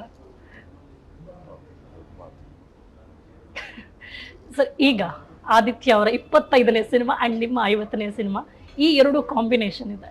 2 ಕಾಂಬಿನೇಷನ್ ಮೇಲೆ ಒಂಥರ ಇದು ಜನರಿಗೆ ಏನಾಗ್ಬಿಡುತ್ತೆ, ಏನಾಗ್ಬೋದು ಸಿನಿಮಾ? ಏನ್ ಬೇಕಾದ್ರೂ ಆಗ್ಬೋದು, ಏನಾಗ್ಬೋದು. ಏನಾದ್ರೂ ನಾವು ಸ್ವೀಕಾರ ಮಾಡ್ಬೇಕು. ನನಗೆ ಗೊತ್ತಿಲ್ಲ ಅವ್ರದ್ದು 25 ಅಂತ, ನನಗೂ ಗೊತ್ತಿಲ್ಲ ಇದು ನಂದು 50 ಅಂತ. ಸೊ ಸಿನಿಮಾ ಬಗ್ಗೆ ಮಾತಾಡಿದಾಗ ಗೊತ್ತಿಲ್ಲ? ಖಂಡಿತ ಗೊತ್ತಿಲ್ಲ. ಓಕೆ, ಖಂಡಿತ ಗೊತ್ತಿಲ್ಲ. ಅದು ಎಲ್ಲ ಆಯ್ತು, ಎಡಿಟಿಂಗ್ ಆಯ್ತು, ಡಬ್ಬಿಂಗ್ ಆಯ್ತು. ಆಮೇಲೆ ನೋಡಿದಾಗ ನಮ್ದು ಇದು 50ನೇ ಸಿನಿಮಾ ಇದು. ಅವ್ರು ಹೇಳಿದ್ರು, ಸರ್ ನಂದು 25ನೇ ಸಿನಿಮಾ ನೀವು ಡೈರೆಕ್ಟ್ ಮಾಡಿದೆ ಅಂತ. ಕೋಇನ್ಸಿಡೆಂಟ್ ಅದು. ಆ್ಯಕ್ಚುಲಿ ಅವ್ರ ಮೊದಲನೇ ಸಿನಿಮಾ ನಾನೇ ನನ್ನ ಚಂದ್ರಚಕೋರಿಗೆ ಅವ್ರಿಗೆ ಕೇಳಿದ್ದೆ. ಅವ್ರ ತಂದೆ ಕೇಳಿದೆ, ಆದಿತ್ಯನ ಕೊಡಿ, ನಾನು ಇಂಟ್ರೊಡ್ಯೂಸ್ ಮಾಡ್ತೀನಿ, ಚಂದ್ರಚಕೋರಿ ಮಾಡ್ತೀನಿ ಅಂತ. ಅವ್ರಾಗಲೇ ಅವ್ರ ಸಿನಿಮಾ ಪ್ರೊಡಕ್ಷನ್ಗೆ ಸಿದ್ಧತೆ ನಡೆದು ಹೋಗಿತ್ತು, ಅವ್ರ ಸಿನಿಮಾದು. ಹಾಗಾಗಿ ನನಗೆ ಸಿಗ್ಲಿಲ್ಲ ಅದು. ಇಲ್ಲಾಂದ್ರೆ ಮುರಳಿ ಬದಲು ಆದಿತ್ಯ ಇರ್ತಾ. ಬಟ್ ಮುರಳಿ ಸರ್ಗೆ ದೊಡ್ಡ ಬ್ರೇಕ್ ಅದು ಲೈಫ್ ಟೈಮ್ ಅವ್ರು ನೆನ್ಪಿಟ್ಕೊಳ್ಬೇಕಾಗಿರೋಂಥ ಒಂದು ಸಿನಿಮಾ ಚಂದ್ರಚಕೋರಿ. 500 ದಿವಸ, ಇಟ್ಸ್ ನಾಟ್ ಈಸಿ ಸರ್. ಅದು ನೆನ್ಪು ಮಾಡ್ಕೊಳಕ್ಕೆ ನಮ್ಗೆ ಒಂದು 500 ದಿವಸ ಒಂದು ಸಿನಿಮಾ ಓಡುತ್ತಾ? ಅಲ್ಲ, ಸಿನಿಮಾ 500 ದಿನ ಓಡುತ್ತೆ ಅನ್ನೋಕ್ಕಿಂತಲೂ 500 ದಿನಕ್ಕೆ 4 ಆಟ, 500 ದಿನ ಥಿಯೇಟ್ರಲ್ಲಿ ರಿನಾವೇಶನ್ ಏನೋ ಸೋರ್ತಾ ಇತ್ತು ನೀರು, ರಿನಾವೇಶನ್ ಮಾಡಬೇಕು ಅಂತ ಬಂದ್ ಮಾಡಿದ್ರು ಥಿಯೇಟ್ರು. ಇಲ್ಲಾಂದ್ರೆ ಇನ್ನೂ ಹೋಗ್ತಿತ್ತು ಅದು. ಕುಮಾರಸ್ವಾಮಿ ಅವರು ಬಿಟ್ಟುಬಿಡಿ, ಅದು ಹೋಗೋಷ್ಟು ದಿನ ಹೋಗ್ಲಿ ಅದು. ಹಾಗಾಗಿ ಆ ಸಿನಿಮಾ ಒಂಥರ ಜಾತ್ರೆ ಅದು. ಮೊಬೈಲ್ ಇದೆ, ನಾವು ವಿಡಿಯೋ ಮಾಡ್ತಿದ್ವಿ. ವೀರೇಶ ಥಿಯೇಟ್ರಲ್ಲಿ ಭಾನುವಾರ ಟ್ರ್ಯಾಕ್ಟರ್ಗಳು ಬಂದು ನಿಲ್ಲೋದು, ಎತ್ತಿನ ಗಾಡಿ ಟ್ರ್ಯಾಕ್ ವೀರೇಶ ಥಿಯೇಟ್ರಿಗೆ. ಈ ಕಡೆ ಮಾಗಡಿ ತಾವರೆಕೆರೆ ಕಡೆಯಿಂದ ಒಂದು ಟ್ರ್ಯಾಕ್ಟರ್ಗಳು ನಿಲ್ಲೋದು. ಕರ್ನಾಟಕದ ಬಿಟ್ಟು ಆಚೆ ಸೊಲ್ಲಾಪುರ ಮರಾಠಿ, ಅದು ಮಹಾರಾಷ್ಟ್ರ. ಅಲ್ಲಿ 25 ವಾರ ಚಂದ್ರಚಕೋರಿ. ಇವೆಲ್ಲ ನಾವು ಅನ್ಕೊಂಡೇ ನೋಡಿ, ಎಷ್ಟು ಜನರಿಗೆ ಅದು ಬ್ರೇಕ್ ಸಿಕ್ಕಿದೆ. ಆಮೇಲೆ ನೀವು ಇಂಟ್ರೊಡ್ಯೂಸ್ ಮಾಡಿದಂಥವ್ರು ಎಷ್ಟು ಜನ ಇದ್ದಾರೆ. ಸೊ ಈ ಜರ್ನಿಯಲ್ಲಿ ನೀವು ಡೈರೆಕ್ಟ್ ಮಾಡಿದಂಥ ಮೂವಿಯಲ್ಲಿ ನನಗೆ ಬೆಸ್ಟ್ ಮೂವಿ ಅಂತ ಇವತ್ತಿಗೂ ಖುಷಿ ಇದೆ ಆ್ಯಂಡ್ ನೆನಪಿದೆ ಅಂದರೆ ಅದು ಅಫ್ಕೋರ್ಸ್ ನಿಮ್ಮ ಸಿನಿಮಾ ಎಲ್ಲ ನಿಮ್ಮ ಪ್ರೀತಿ ಇದೆ, ಎಲ್ಲವೂ ಮೆಚ್ಕೊಳ್ತೀರಾ ಆ್ಯಂಡ್ ನಿಮ್ಗೆ ಆ ಖುಷಿ ಇದೆ. ಬಟ್ ಯಾವುದಾದ್ರು ಒಂದು ಸಿನಿಮಾ ಆಯ್ಕೆ ಮಾಡ್ತೀರಾ ಅಂದರೆ? ಯಾವತ್ತೂ ಅದು ಹೇಳ್ಬಾರ್ದು, ಯಾಕೆಂದರೆ ಎಲ್ಲವನ್ನು ಪ್ರೀತಿ ಮಾಡಿರ್ತೀವಿ ನಾವು. ಎಷ್ಟು ಪ್ರೀತಿ ಮಾಡ್ತೀವಿ ಅಂದರೆ ನನ್ನ ಸ್ಕ್ರಿಪ್ಟ್ ತಲೆದಿಮ್ ಕೆಳಗೆ ಇರುತ್ತೆ ನನಗೆ. ನನ್ನ ತಲೆದಿಮ್ ಕೆಳಗೆ ಆ ಸಿನಿಮಾ ಸ್ಕ್ರಿಪ್ಟ್ ಇರುತ್ತೆ. ನನಗಷ್ಟು ಪ್ರೀತಿ, ನನಗೆ ತುಂಬ ಪ್ರೀತಿ ಮಾಡ್ತೀವಿ. ನನ್ನ ಸ್ಕ್ರಿಪ್ಟ್ ಕೊಡುವಾಗ್ಲೂ ಅದೇ ಫೀಲಲ್ಲಿ ಕೊಡ್ತೀರಂತ, ಕೊಡುವಾಗ್ಲೇನೆ ಇನ್ನೊಬ್ರಿಗೆ ರಿಸೀವ್ ಮಾಡಕ್ಕೆ ಒಂಥರ ಭಕ್ತಿಯಿಂದ ತಗೋಬೇಕು ಅಂತ ಅನ್ಸುತ್ತೆ, ಆ ಮಟ್ಟಕ್ಕೆ ಕೊಡ್ತಾರೆ ಅಂತ. ಹೌದು, ಅದು ನನಗೇನು ಅಂದರೆ ನಾನು ಬರೀತೀನಲ್ಲ, ನಾನು ಕಾಪಿ ಮಾಡಲ್ಲ ಅದನ್ನು, ಒಂದೇ ಸಲ ಬರೆಯೋದು. ಓಕೆ. ಇಡೀ ಸ್ಕ್ರಿಪ್ಟಲ್ಲಿ ಒಂದು ಕಡೆನೂ ತಿದ್ದು ಕಾಟು ಇರಲ್ಲ, ಅದ್ರ ಮೇಲೆ ಏನು ಗೀಚಂಗಿಲ್ಲ, ಅದು ಹಾಗೇ ಇರಬೇಕು, ಹಾಗೆ ಕೊಡ್ತೀನಿ ನಾನು, ಹಾಗೆ ಇಟ್ಟಿರ್ತೀನಿ ನಾನು. ಅದನ್ನು ತುಂಬ ಭಕ್ತಿಯಿಂದ ಪೂಜೆ ಮಾಡಿ ತರ್ತೀವಿ ನಾವು. ಅದು ಮೂಢನಂಬಿಕೆ ಅಂತ ಅನ್ಕೋಬೋದು, ನನಗೆ ಗೊತ್ತಿಲ್ಲ, ನನಗೆ ನಂಬಿಕೆ ಅದ್ರ ಮೇಲೆ. ನಾನು ಪೂಜೆ ಮಾಡ್ತೀನಿ, ತರ್ತೀನಿ, ಕೆಲಸ ಮಾಡ್ತೀನಿ. ಹಾಗಾಗಿ ಸ್ಕ್ರಿಪ್ಟ್ ನಾನು ಹೇಗೆ ಕೊಟ್ಟಿರ್ತೀನಿ ಹಾಗೆ ಇಡು. ನನಗೊಂದ್ಸಲ ನನ್ನ ಒಬ್ಬರು ಅಸೋಸಿಯೇಟು ಅದನ್ನು ಫೋಲ್ಡ್ ಮಾಡಿ 8 ಫೋಲ್ಡ್ ಮಾಡಿ ಹಿಂದ್ಗಡೆ ಜೋಬಲ್ಲಿ ಇಟ್ಕೊಂಡ್ಬಿಟ್ಟು ಹಿಂಗೆ ನಾನು ಎಂಥ ಕೋಪ ಬಂತು ನನಗೆ ಅಂದರೆ ಏನೂ ಮಾತಾಡಿಲ್ಲ, ಕಳಿಸ್ಬಿಟ್ಟೆ. ಯಾಕಂದ್ರೆ ನಾವು ಬೈದರೆ ನನ್ನ ಬೈಗಳನ್ನೇ ವೇಸ್ಟು. ಕೆಲವ್ರು ಬೈಸ್ಕೊಳ್ಳೋಕ್ಕೂ ಅರ್ಹತೆ ಇರಲ್ಲ ಅವ್ರಿಗೆ ಬೈಬಾರ್ದು ನಾವು. ಕಳಿಸ್ಬಿಟ್ಟೆ ನಾನು. ಸೀನ್ ಪೇಪರ್ ಕೊಡು ಅಂತ ಹೇಳಿ ಆ ಸೀನ್ ಪೇಪರ್ ಅವ್ರ ಕಣ್ಣು ಮುಂದೆನೆ ನಾನು ಮಂಡಿ ಹಾಕಿ ಸೀನ್ ಪೇಪರ್ಗೆ ನಾವು ಕ್ಷಮೆ ಕೇಳಿದೆ, ಅಷ್ಟೇ. ಎಷ್ಟು ಪ್ರೀತಿ ಮಾಡ್ತೀರಾ ನೀವು ಸಿನಿಮಾ, ಆ ಸ್ಕ್ರಿಪ್ಟ್ ಅಂತ ಬಂದಾಗ? ಡೆಫಿನೆಟ್ ಆಗಿ ಸರ್, ನೀವು ಇಂಥ ಸಿನಿಮಾ ಫೇವ್ರೇಟ್ ಅಂತ ನೀವು ಬಿಟ್ಕೊಡದೇ ಇದ್ರು ನಿಮ್ಮ ಡೈರೆಕ್ಷನಲ್ಲಿ ಒಬ್ಬರ ನಟನೆ ಖಂಡಿತವಾಗ್ಲೂ ನಿಮ್ಮ ಕಣ್ಣು ಮುಂದೆ ಇರುತ್ತೆ, ಕಣ್ಣು ತುಂಬಿರುತ್ತೆ. ನೀವೇ ಡೈರೆಕ್ಟ್ ಮಾಡಿದಂಥ ಯಾವುದಾದ್ರು ನಟರು, ಯಾವ ನಟರು ನಿಮ್ಗೆ ಹೇಳ್ಬಾರ್ದು? ಹೇಗೆ ಹೇಳ್ತೀನಿ, ನಾವೀಗ ಅಣ್ಣವರಿಂದ ಹಿಡಿದು ಹೊಸ ಕಲಾವಿದರವರೆಗೂ ನಾನು ಕೆಲಸ ಮಾಡಿದ್ದೀನಿ. ಇವರು ಹೆಚ್ಚು ಅವ್ರು ಕಮ್ಮಿ ಅಂತ ಹೇಳೋ ಹಾಗೆ ಇಲ್ಲ. ಯಾಕೆಂದ್ರೆ ಆಯಾ ಸಿನಿಮಾಗಳು ಅವ್ರು ಆವರಿಸ್ಕೊಂಡಿರ್ತಾರೆ, ಆಯಾ ಸಿನಿಮಾಗಳು ಅವ್ರು ಆವರಿಸ್ಕೊಂಡಿರ್ತಾರೆ. ನೀವು ಹಾಗೆ ಕೇಳ್ತೀರಾ, ನಾನು ಉಲ್ಟಾ ಹೇಳ್ತೀನಿ. ಅವ್ರ ಜೊತೆಲೆಲ್ಲ ಕೆಲಸ ಮಾಡಿದ್ದು ನನ್ನ ಸೌಭಾಗ್ಯವೇ ಹೊರತು ನನ್ನ ಸಿನಿಮಾಲಿ ಅವ್ರು ಆ್ಯಕ್ಟ್ ಮಾಡಿದ್ರು ಅಂತ ದುರಹಂಕಾರ. ಅದು ನನಗೆ ಅವಕಾಶ ಸಿಕ್ತಲ್ಲ. ಅಣ್ಣವ್ರ ಪಿಕ್ಚರ್ ಮಾಡಬೇಕು ಅಂತ ತುಂಬ ಜನ ಕ್ಯೂ ಅಲ್ಲಿದ್ರು, ನನಗೆ ಯಾಕೆ ಸಿಕ್ತದು? ಅದು ಕೊನೆ ಸಿನಿಮಾ ಸರ್. ನಾನು ಕನ್ಸು ಅನ್ಕೊಂಡಿಲ್ಲ, ಯಾವ ಟ್ರೈ ಮಾಡೂ ಇಲ್ಲ, ನಾನು ಆಸೆ ಪಡಲೂ ಇಲ್ಲ.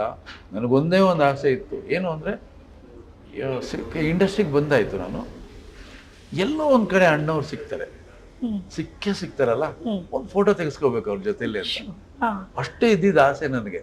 ಅವ್ರ ಪಕ್ಕದಲ್ಲಿ ನಿಂತ್ಕೊಂಡು ಫೋಟೋ ತೆಗೆಸ್ಕೊಂಡ್ಬಿಡ್ಬೇಕು, ಮನೇಲಿ ದೊಡ್ಡದಾಗಿ ಹಾಕೊಂಡ್ಬಿಡ್ಬೇಕು, ಇಷ್ಟೇ ಇದ್ದಿದ್ದು. ಯಾಕೆಂದ್ರೆ ಅವ್ರ ಸಿನಿಮಾಗಳು ಹಂಗೆ ನೋಡ್ತಿದ್ವಿ ನಾವು ಅವಾಗೆಲ್ಲ, ಎಷ್ಟು ಹುಚ್ಚಿಡಿದು ನೋಡ್ತಾ ಇದ್ವಿ ನಾವು. ಅಷ್ಟೇ ಇದ್ದಿದ್ದು ಆಸೆ. ಅವ್ರು ಸಿನಿಮಾ ಮಾಡೋ ಯೋಗ ಸಿಗ್ತಲ್ಲ, ಏನ್ ಬೇಕು ಇದಕ್ಕಿಂತ? ಆಮೇಲೆ ಯೋಗ ಅಂದ್ರೆ ಹೆಂಗೆ ಅದು? ಅವರು ನನ್ನ ಮೊದಲನೇ ಸಿನಿಮಾ ನೋಡಿ, ಫಸ್ಟ್ ಪಿಕ್ಚರು ಚೈತ್ರದ ಪ್ರೇಮಾಂಜಲಿ, ಫಸ್ಟ್ ಡೇ ನೋಡ್ತಾರೆ ಪಿಕ್ಚರ್ ಇವರು. ಸೆಕೆಂಡ್ ಶೋ ನೋಡಿ ಆ ಪಿಕ್ಚರ್ ಡೈರೆಕ್ಟರ್ನ ಕರೆಸ್ರಿ ಅಂತ ಹುಡುಕ್ತಾರೆ ಇವ್ರು ನನ್ನ. ಒಂದು ತಿಂಗಳು ನಾನು ಸಿಗೋದೇ ಇಲ್ಲ, ಗೊತ್ತಿಲ್ಲ ನಾ ಎಲ್ಲಿದ್ದೀನಿ. ಕಮ್ಯುನಿಕೇಶನ್ ಪ್ರಾಬ್ಲಮ್ ಅವಾಗ. ಡೆಫಿನೆಟ್ಲಿ ನಮ್ಗೆ ಈ ಪ್ರೌಡ್ ಅಂತ ಹೇಳಿದ್ನಲ್ಲ ನೀವು ನೋಡಿದ್ರೆ ಅದು ಹೆಚ್ಚಾಗ್ತಾ ಇದೆ. ಹುಡುಕಿಸ್ತಾ ಇದ್ದಾರೆ. ಆಮೇಲೆ ಒಂದಿನ ಬೈದು ಬಿಟ್ಟಿದ್ದಾರೆ, ಏನ್ರಿ ನೀವು ಡೈರೆಕ್ಟರ್ನ ಕರ್ಕೊಂಡು, ಯಾರು ಹೇಳಿದಿಲ್ಲ ತಮಿಳ್ನಾಡಿನವ್ರು ಅವರು ಅಂತ ಹೇಳಿ.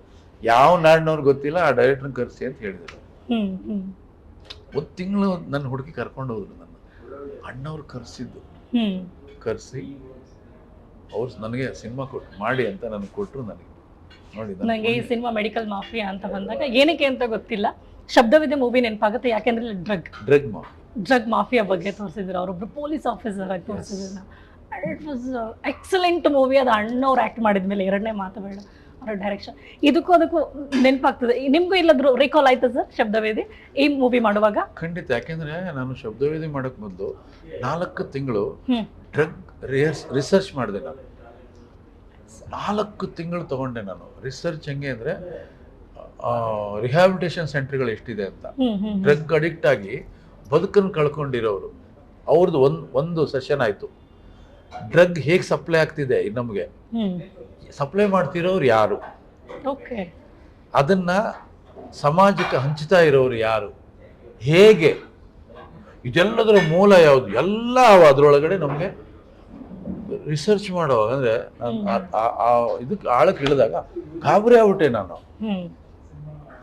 ನನ್ಗೆ ಯಾರು ಕಪಾಳಕ್ಕೆ ಹೊಡೆದಿದ್ದು, ಯಾರೋ ಹೊಡೆದ್ರು, ಯಾರಪ್ಪ ನೋಡು ನನ್ನ ಕೈನೇ ಹೊಡೆದಿರೋದು. ನನಗೆ ಗೊತ್ತೇ ಇಲ್ಲ, ನನ್ನ ಕೈ ಹೊಡಿತಾ ಇದೆ ನನ್ನ ಕಪಾಳಕ್ಕೆ. ಎಷ್ಟು ಅರ್ಥ ಇದೆ ಇದ್ರಲ್ಲಿ. ನಿಜ ಗಾಬರಿ ಆಗ್ಬಿಟ್ಟೆ ನಾನು. ಅವಾಗ ಸ್ಕ್ರಿಪ್ಟ್ ಬದಲಾಯಿಸಿದೆ ನಾನು. ಮೂಲ ಕೀಳ್ಬೇಕು ಇದನ್ನ ಅಂತ ಹೇಳಿ. ಮೂಲ ಕೀಳ್ಬೇಕು ಅಂದ್ರೆ ಯಾವಾಗ, ನೀನು ಅದನ್ನ ಮಾರೋ ತಪ್ಪು ಅನ್ನೋದೇ ರಾಂಗ್. ಮಾರೋ ತಪ್ಪು ಅಂತ ಅನ್ನೋದೇ ರಾಂಗ್. ಕೊಂಡ್ಕೊಳ್ಳೋವನಲ್ಲಿ ಹೋಗ್ದಂಗೆ ಮಾಡ್ಬೇಕು. ಅವಾಗ ಅವನೆಲ್ಲಿ ಯಾರಿಗ್ ಮಾರ್ತಾನೆ? ಕೊಂಡ್ಕೊಳ್ಳೋರಿಲ್ಲ ಅಂದ್ರೆ ಅಲ್ವಾ? ಒಬ್ಬ ಹೋಟ್ಲ್ ಇಡ್ತಾನೆ, ಘಮ ಅಂತ ಇರುತ್ತೆ, ಒಳಗಡೆ ಯಾರು ಬರಲಿಲ್ಲ ಅಂದ್ರೆ ಅವ್ನು ಯಾಕೆ ಅಡಿಗೆ ಮಾಡ್ತಾನೆ?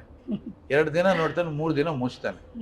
ಇದನ್ನ ಮಾಡ್ಬೇಕು ನಾವು. ಆ ನಿಟ್ಟಿನಲ್ಲಿ ಆ ಸಿನಿಮಾ ಮಾಡಿದ್ ನಾವು. ನಂಗೆ ಆ ಸಿನಿಮಾ ನೆನಪಿದ್ರಿಂದನೇ ನನಗೆ ಇದು ಟ್ರೈಲರ್ ನೋಡಿದಾಗ ಈ ಬ್ಲಡ್ ಮಾಫಿಯಾ ಅಂತ ಬಂದಾಗ ನಂಗೆ ಕನೆಕ್ಟ್ ಆಯ್ತು ಸರ್. ಒಬ್ರು ಪೊಲೀಸ್ ಆಫೀಸರ್ ಅಲ್ಲಿ ಆ ಡ್ರಗ್ ಇಂದ ಬಿದ್ದಿರ್ತಾರೆ, ನೋಡಿದ್ರೆ ಮಗ ಅಡಿಕ್ಟ್ ಆಗಿರ್ತಾನೆ. ಒಂದು ಫ್ಯಾಮಿಲಿ ಸೆಂಟಿಮೆಂಟ್ ಇದ್ರಲ್ಲ ನೋಡಿ ಅದರಲ್ಲಿ. ಕರ್ತವ್ಯ ನಿಷ್ಠ ಪೊಲೀಸ್ ಅಧಿಕಾರಿ ಹೆಂಡತಿ ಮಡದಿಯನ್ನ ಬಿಡಲ್ಲ, ತಗೊಂಡು ರಿಮಾಂಡ್ ರೂಮ್ ಎಲ್ಲ ಕಟ್ಟಾಕಿ ಹೊಡಿತಾರೆ. ಅದು ತುಂಬಾ ಚೆನ್ನಾಗಿ ಮಾಡಿದ್ರು ಅಣ್ಣ. ಅವಾಗ ಬಹಳ ಜನ ಅದನ್ನ ವಿರೋಧ ಮಾಡಿದ್ರು, ಅಣ್ಣವ್ರ ಕೈಯಲ್ಲಿ ಅದೆಲ್ಲ ಮಾಡಿಸ್ಬಾರ್ದು ಅಂತ. ಅಣ್ಣವ್ರು ಮಾಡಿದ್ರೇನೆ ಅದಕ್ಕೆ ಅರ್ಥ ಬರೋದು. ಪ್ರಾಮಾಣಿಕ ಅನ್ನೋದನ್ನ ಅವ್ರು ಹೇಳಿದ್ರೇನೆ ಚಂದ ಅದು, ಅಲ್ವಾ? ಒಬ್ರು ತುಂಬಾ ದೊಡ್ಡ ವ್ಯಕ್ತಿ, ನೀವು ತಪ್ಪು ಮಾಡ್ಬಿಟ್ರಿ, ನೀವು ಕರ್ಕೊಂಡ್ಬಿಡ್ರಿ, ನೀವು ರಾಜ್ಕುಮಾರ್ ಅವ್ರ ಹತ್ರ ಹೆಂಡತಿ ಹತ್ರ ಹೊಡಿಸ್ತಾರ ಸರ್? ಅವರು ಹೊಡೆದಿದ್ದು 4 ಏಟು ಸರ್. ಸ್ವಲ್ಪ ಹೊತ್ತು ಆಕೆಗೆ ನೊಂದಿರ್ಬೋದು, ಆದ್ರೆ ಆ ಮಗು ಡ್ರಗ್ಸ್ ತಗೊಂಡಿದೆಯಲ್ಲ, ಇವರಿಂದ ಅವ್ರಿಗಾದ ಕಣ್ಣೀರು ಒಣಗೋಗುತ್ತೆ, ಆ ಮಗುವಿಂದ ಆಗೋ ಕಣ್ಣೀರು ಬರ್ತಾನೆ ಇರುತ್ತೆ. ನಾವು ಗಮನ ಕೊಡ್ಬೇಕಾಗಿರೋದು ಆ ಕಣ್ಣೀರ್ ಬಗ್ಗೆ, ಇದಲ್ಲ. ಅಲ್ವೇನೋ? ಕರ್ತವ್ಯ ನಿಷ್ಠ ತೋರಿಸುತ್ತೆ ಅದರಲ್ಲಿ. ಸಮಾಜ ಅವನು ಮಾಡದೆ ಹೇಳ್ತಾನೆ, ನಾನು ಹೊಡಿಬೇಕು ಅಂತ, ನಾನು ಟಾರ್ಚರ್ ಮಾಡ್ಬೇಕು ಅಂತಲ್ಲ, ನನಗೆ ನೀ ತಪ್ಪು ಮಾಡಿದೆ ಅಂತಲ್ಲ, ನೀ ತಪ್ಪು ಮಾಡಿದೆ ಅಂತಲ್ಲ, ಯಾರು ನಿನ್ನಿಂದ ತಪ್ಪು ಮಾಡಿಸಿದ್ದು ಅಂತ ಕೇಳೋದು. ಕರೆಕ್ಟ್. ಬಾಯ್ ಬಿಡ್ಬೇಕು, ಅದು ಸತ್ಯ ಹೇಳು, ಅಷ್ಟೇ ಕೇಳಿದ್ದು. ಎಲ್ಲ ಗೋಲ್ಡನ್ ಡೇಸ್ ಅವೆಲ್ಲ. ಸೀರಿಯಸ್ಲಿ ನಿಮ್ಮ ಜೊತೆ ಮಾತಾಡ್ತಿದ್ರೆ ಆ ನಿಮ್ಮ ಸಿನಿಮಾಗಳು ಹಾಗೆ ನೆನಪಾಗೋದ್ರ ಜೊತೆ ಈ 5Dಗೆ ನಿಜವಾಗ್ಲೂ ಕನೆಕ್ಟ್ ಆಗ್ತದೆ. ಆ್ಯಂಡ್ ಇವತ್ತು ಅದೇ ಥರ ಒಂದು ಮೆಸೇಜ್ ಕೊಡುವಂಥದ್ದು, ಜನರಿಗೆ ಪ್ರತಿಯೊಬ್ಬರಿಗೂ ಕನೆಕ್ಟ್ ಆಗುವಂಥ ಮೂವಿ ಕೊಡ್ತಾ ಇದ್ದಾರೆ ಸರ್. ಇವತ್ತು ಎಲ್ರಿಗೂ ಗೊತ್ತು ಈ ಪ್ಯಾನ್ ಇಂಡಿಯಾ ಅನ್ನೋದೊಂದು ಕಾನ್ಸೆಪ್ಟ್ ಬಂದ್ಬಿಟ್ಟಿದೆ. ಈ ಪ್ಯಾನ್ ಇಂಡಿಯಾ ಕಾನ್ಸೆಪ್ಟಲ್ಲಿ ಇಲ್ಲಿ ಕನ್ನಡದ ಜನತೆ, ಕನ್ನಡ ಸಿನಿಮಾ ನೋಡುವಂಥ ಜನರನ್ನ ಮರ್ತು ಹೋಗ್ತಾ ಇದ್ದಾರಾ ಅಂತ? ತುಂಬ ಸರಳವಾಗಿ ಹೇಳ್ತೀನಿ ನಾನು. ನಾವು ಪ್ಯಾನ್ ಇಂಡಿಯಾ ಸಿನಿಮಾ ಮಾಡೋದು ದೊಡ್ಡ ಸಾಧನೆ ಅಲ್ಲ, ಮಾಡಿದ ಸಿನಿಮಾ ಪ್ಯಾನ್ ಇಂಡಿಯಾ ಆಗಬೇಕು. ನಾವು ಮಾಡೋ ಸಿನಿಮಾ ಪ್ಯಾನ್ ಇಂಡಿಯಾ ಆಗಬೇಕು. ಏನು ಸಿನಿಮಾ ಮಾಡಬೇಕು? ನಮ್ಮತನವನ್ನು ಗಟ್ಟಿಗೊಳಿಸಿ ಸಿನಿಮಾ ಮಾಡಬೇಕು. ನಮ್ಮತನವನ್ನು ಗಟ್ಟಿಗೊಳಿಸಿ ಸಿನಿಮಾ ಮಾಡಬೇಕು. ನಮ್ಮತನ ಕಳ್ಕೊಂಡಾಗ ಅದು ನಮ್ಮ ಸಿನಿಮಾ ಆಗಲ್ಲ. ಇವತ್ತು ಚಿತ್ರಮಂದಿರಕ್ಕೆ ಪ್ರೇಕ್ಷಕರು ಯಾಕೆ ಬರ್ತಿಲ್ಲ ಅಂದರೆ ನಮ್ಮತನ ಅಲ್ಲಿ ಕಾಣಲ್ಲ, ಅಷ್ಟೇ. ಒಂದು ವರ್ಗದ ಜನಕ್ಕೆ ಅದು ಇಷ್ಟ ಆಗ್ಬೋದು. ಅದು ಎಲ್ಲಿ ದೊಡ್ಡ ಸ್ಟಾರ್ ನಟರಿದ್ದಾಗ ಅವರ ಅಭಿಮಾನಿಗಳು ಮೆಚ್ಚಿಕೊಂಡು ಆನಂದಪಟ್ಟು ನೋಡ್ಬೋದು. ಆದರೆ ಈ ಸಹಜವಾದ ಈ ಆಡಿಯನ್ಸ್ ಏನಿದ್ದಾರೆ, ಲೇಡೀಸ್ ಎಲ್ಲ ಥಿಯೇಟ್ರಿಗೆ ಬರಬೇಕು, ಕುಟುಂಬ ಸಮೇತ ಬರಬೇಕು ಅಂದರೆ ಅಲ್ಲಿ ನಮ್ಮತನ ಇರಬೇಕು. ಯಾಕೆ ಸಿನಿಮಾಗಳು ಆಗಿಂದಲೂ ಕೂಡ ತುಂಬ ದೊಡ್ಡ ದೊಡ್ಡ ಸಕ್ಸಸ್ಗಳು ಯಾಕಾಗ್ತಿತ್ತು ಅಂದರೆ ಎಲ್ಲ ಸಿನಿಮಾಗಳಲ್ಲೂ ನಮ್ಮತನ ಇರ್ತಾ ಇತ್ತು. ನಿಮ್ಮನ್ನೆಲ್ಲ ಒಂದು ಕಡೆ ಗೆಲ್ಲಬೇಕು ನನ್ನ ಸಿನಿಮಾ. ನಿಮ್ಮನ್ನು ನಾನು ಗೆಲ್ಲಿಲ್ಲ ನನ್ನ ಸಿನಿಮಾ ಎಲ್ಲಿ ಗೆಲ್ಲುತ್ತೆ? ನೀವೇ ಗೆಲ್ಸೋದು. ಸೊ ನಾನು ನಿಮ್ಮನ್ನು ಗೆಲ್ಲಬೇಕು ಅಂದರೆ ನಾನೇನು ಮಾಡಬೇಕು ಅದನ್ನು ಮಾಡಬೇಕು. ನಾನು ನಿಮ್ಮನ್ನು ಗೆಲ್ಲದೆ ನಾನು ಆ ಕಡೆ ದೃಷ್ಟಿ ಇಟ್ಕೊಂಡು ಮಾಡ್ತಿದ್ರೆ ನೀವು ನನ್ನ ಕಡೆ ಯಾಕೆ ಬರ್ತೀರಿ? ಅಷ್ಟೇ, ವೆರಿ ಸಿಂಪಲ್. ಈ ಪ್ಯಾನ್ ಇಂಡಿಯಾ ಕಾನ್ಸೆಪ್ಟ್ ಅಲ್ಲೇ ನಮ್ಮ ಸ್ಟಾರ್ ಹೀರೋಗಳು ಅಂತ ತಗೊಂಡಾಗ ಸರ್ ಅಂತ ಸಿನಿಮಾಗಳು ಮಾಡಬೇಕು ಅನ್ನೋ ರೀಸನ್ಗೆ ಒಂದು ಸಿನಿಮಾ ಮಾಡೋದಕ್ಕೆ 2 ವರ್ಷ ಆಗುತ್ತೆ 3 ವರ್ಷ ಆಗುತ್ತೆ, ಅವ್ರ ಫ್ಯಾನ್ಸ್ ಕಾಯ್ತಿರ್ತಾರೆ, ಅವ್ರ ಸಿನಿಮಾ ಬರಲಿ ಅಂತ ಕಾದೋರು ಎಷ್ಟೋ ಜನ ಇರ್ತಾರೆ. ಅದರಲ್ಲಿ ಈ 2-3 ವರ್ಷ ತಗೊಳ್ಳೋ ಗ್ಯಾಪ್ ಇದೆಯಲ್ಲ ಸರ್, ಇದರಲ್ಲಿ ಬೇರೆ ಭಾಷೆ ಸಿನಿಮಾಗಳು ಎಂಟ್ರಿ ಕೊಡುತ್ತೆ. ನಮ್ಮ ಸ್ಟೇಟಲ್ಲೇ ನಮ್ಮ ಥಿಯೇಟರ್ಗಳಲ್ಲೇ ನಾವು ಬೇರೆ ಭಾಷೆ ಸಿನಿಮಾಗಳ ಜೊತೆ ಹೊಡೆದಾಡಬೇಕು, ಫೈಟ್ ಮಾಡಬೇಕು ಥಿಯೇಟ್ರಿಗೆ ಅಂತ ಸಿಚುವೇಶನ್ ಇದೆ ಈಗ. ಇಲ್ಲ ನೋಡಿ, ಒಂದು ವಿಷಯ ನಿಮ್ಗೆ ಹೇಳ್ತೀನಿ. 50-60ರ ದಶಕದಲ್ಲಿ ಕರ್ನಾಟಕದಲ್ಲಿ ಕನ್ನಡ ಚಿತ್ರಗಳಿಗೆ ಚಿತ್ರಮಂದಿರಗಳು ಕೊಡ್ತಾ ಇರಲಿಲ್ಲ. ನೀವು ಕೆಂಪೇಗೌಡ ರೋಡ್ಗೆ ಬಂದರೆ ಸಂತೋಷ್, ಅಪರ್ಣ, ನರ್ತಕಿ, ಸಾಗರ್ ಈ ಥಿಯೇಟ್ರ್ಗಳು ಬರೀ ಹಿಂದಿ ಸಿನಿಮಾಗಳು, ಬರೀ ಹಿಂದಿ ಸಿನಿಮಾಗಳು. ಈ ಪ್ರಭಾತ್ ಅಂತ ಥಿಯೇಟ್ರ್ ಇತ್ತು, ನೀವೆಲ್ಲ ನೋಡಿಲ್ಲ ಪ್ರಭಾತ್. ಈವನ್ ತ್ರಿವೇಣಿ ಕೂಡ ಹಿಂದಿ ಸಿನಿಮಾ. ಪ್ರಭಾತ್, ಕೆಂಪೇಗೌಡ, ಈ ಕಡೆ ಹಿಮಾಲಯ, ಇವೆಲ್ಲ ಕೂಡ ತಮಿಳು ಸಿನಿಮಾಗಳು. ಕನ್ನಡ ಸಿನಿಮಾಗಳ ಥಿಯೇಟ್ರೇ ಇರ್ತಿರ್ಲಿಲ್ಲ. ಕನ್ನಡ ಸಿನಿಮಾ ಎಲ್ಲಿ ಬಿಡುಗಡೆ ಆಗ್ತಿತ್ತು ಗೊತ್ತೇನೋ? ಭಾರತ್ ಅಂತ ಒಂದು ಚಿತ್ರಮಂದಿರ, ಅಲ್ಲೊಂದು ಮಾರ್ನಿಂಗ್ ಶೋ, ಅಲ್ಲೆಲ್ಲೋ ಮಿನರ್ವ ಅಂತ ಒಂದು ಚಿತ್ರಮಂದಿರ, ಅಲ್ಲೊಂದು ಮಾರ್ನಿಂಗ್ ಶೋ. ಹೀಗೆ ಒಂದು ಸಣ್ಣ ಸಣ್ಣ ಸಣ್ಣ ಮಾರ್ನಿಂಗ್ ಶೋ, ಅಲ್ಲೆಲ್ಲೋ ಒಂದು ಶೋ, ಇಲ್ಲೆಲ್ಲೋ ಒಂದು ಶೋ. ನೀವು ಹಳೆ ಸಿನಿಮಾಗಳು ತೆಗೆದು ನೋಡಿ, 12 ಥಿಯೇಟ್ರು ದೊಡ್ಡ ದೊಡ್ಡ ಸಿನಿಮಾಗಳು ಬಿಡುಗಡೆ ಆಗ್ತವೆ ಇಡೀ ರಾಜ್ಯ ತುಂಬ. ಯಾಕೆ ಅಂದರೆ ಡಬ್ಬಿಂಗ್ ಚಿತ್ರಗಳು ಬರ್ತಾ ಇತ್ತು ಬೇರೆ ಭಾಷೆದು, ಅವೆಲ್ಲ ಬಂದು ಆವರಿಸ್ಕೊಂಡ್ಬಿಡ್ತಾ ಇತ್ತು. ಅದನ್ನ ಮುರಿದವರು ಅಣ್ಣವರು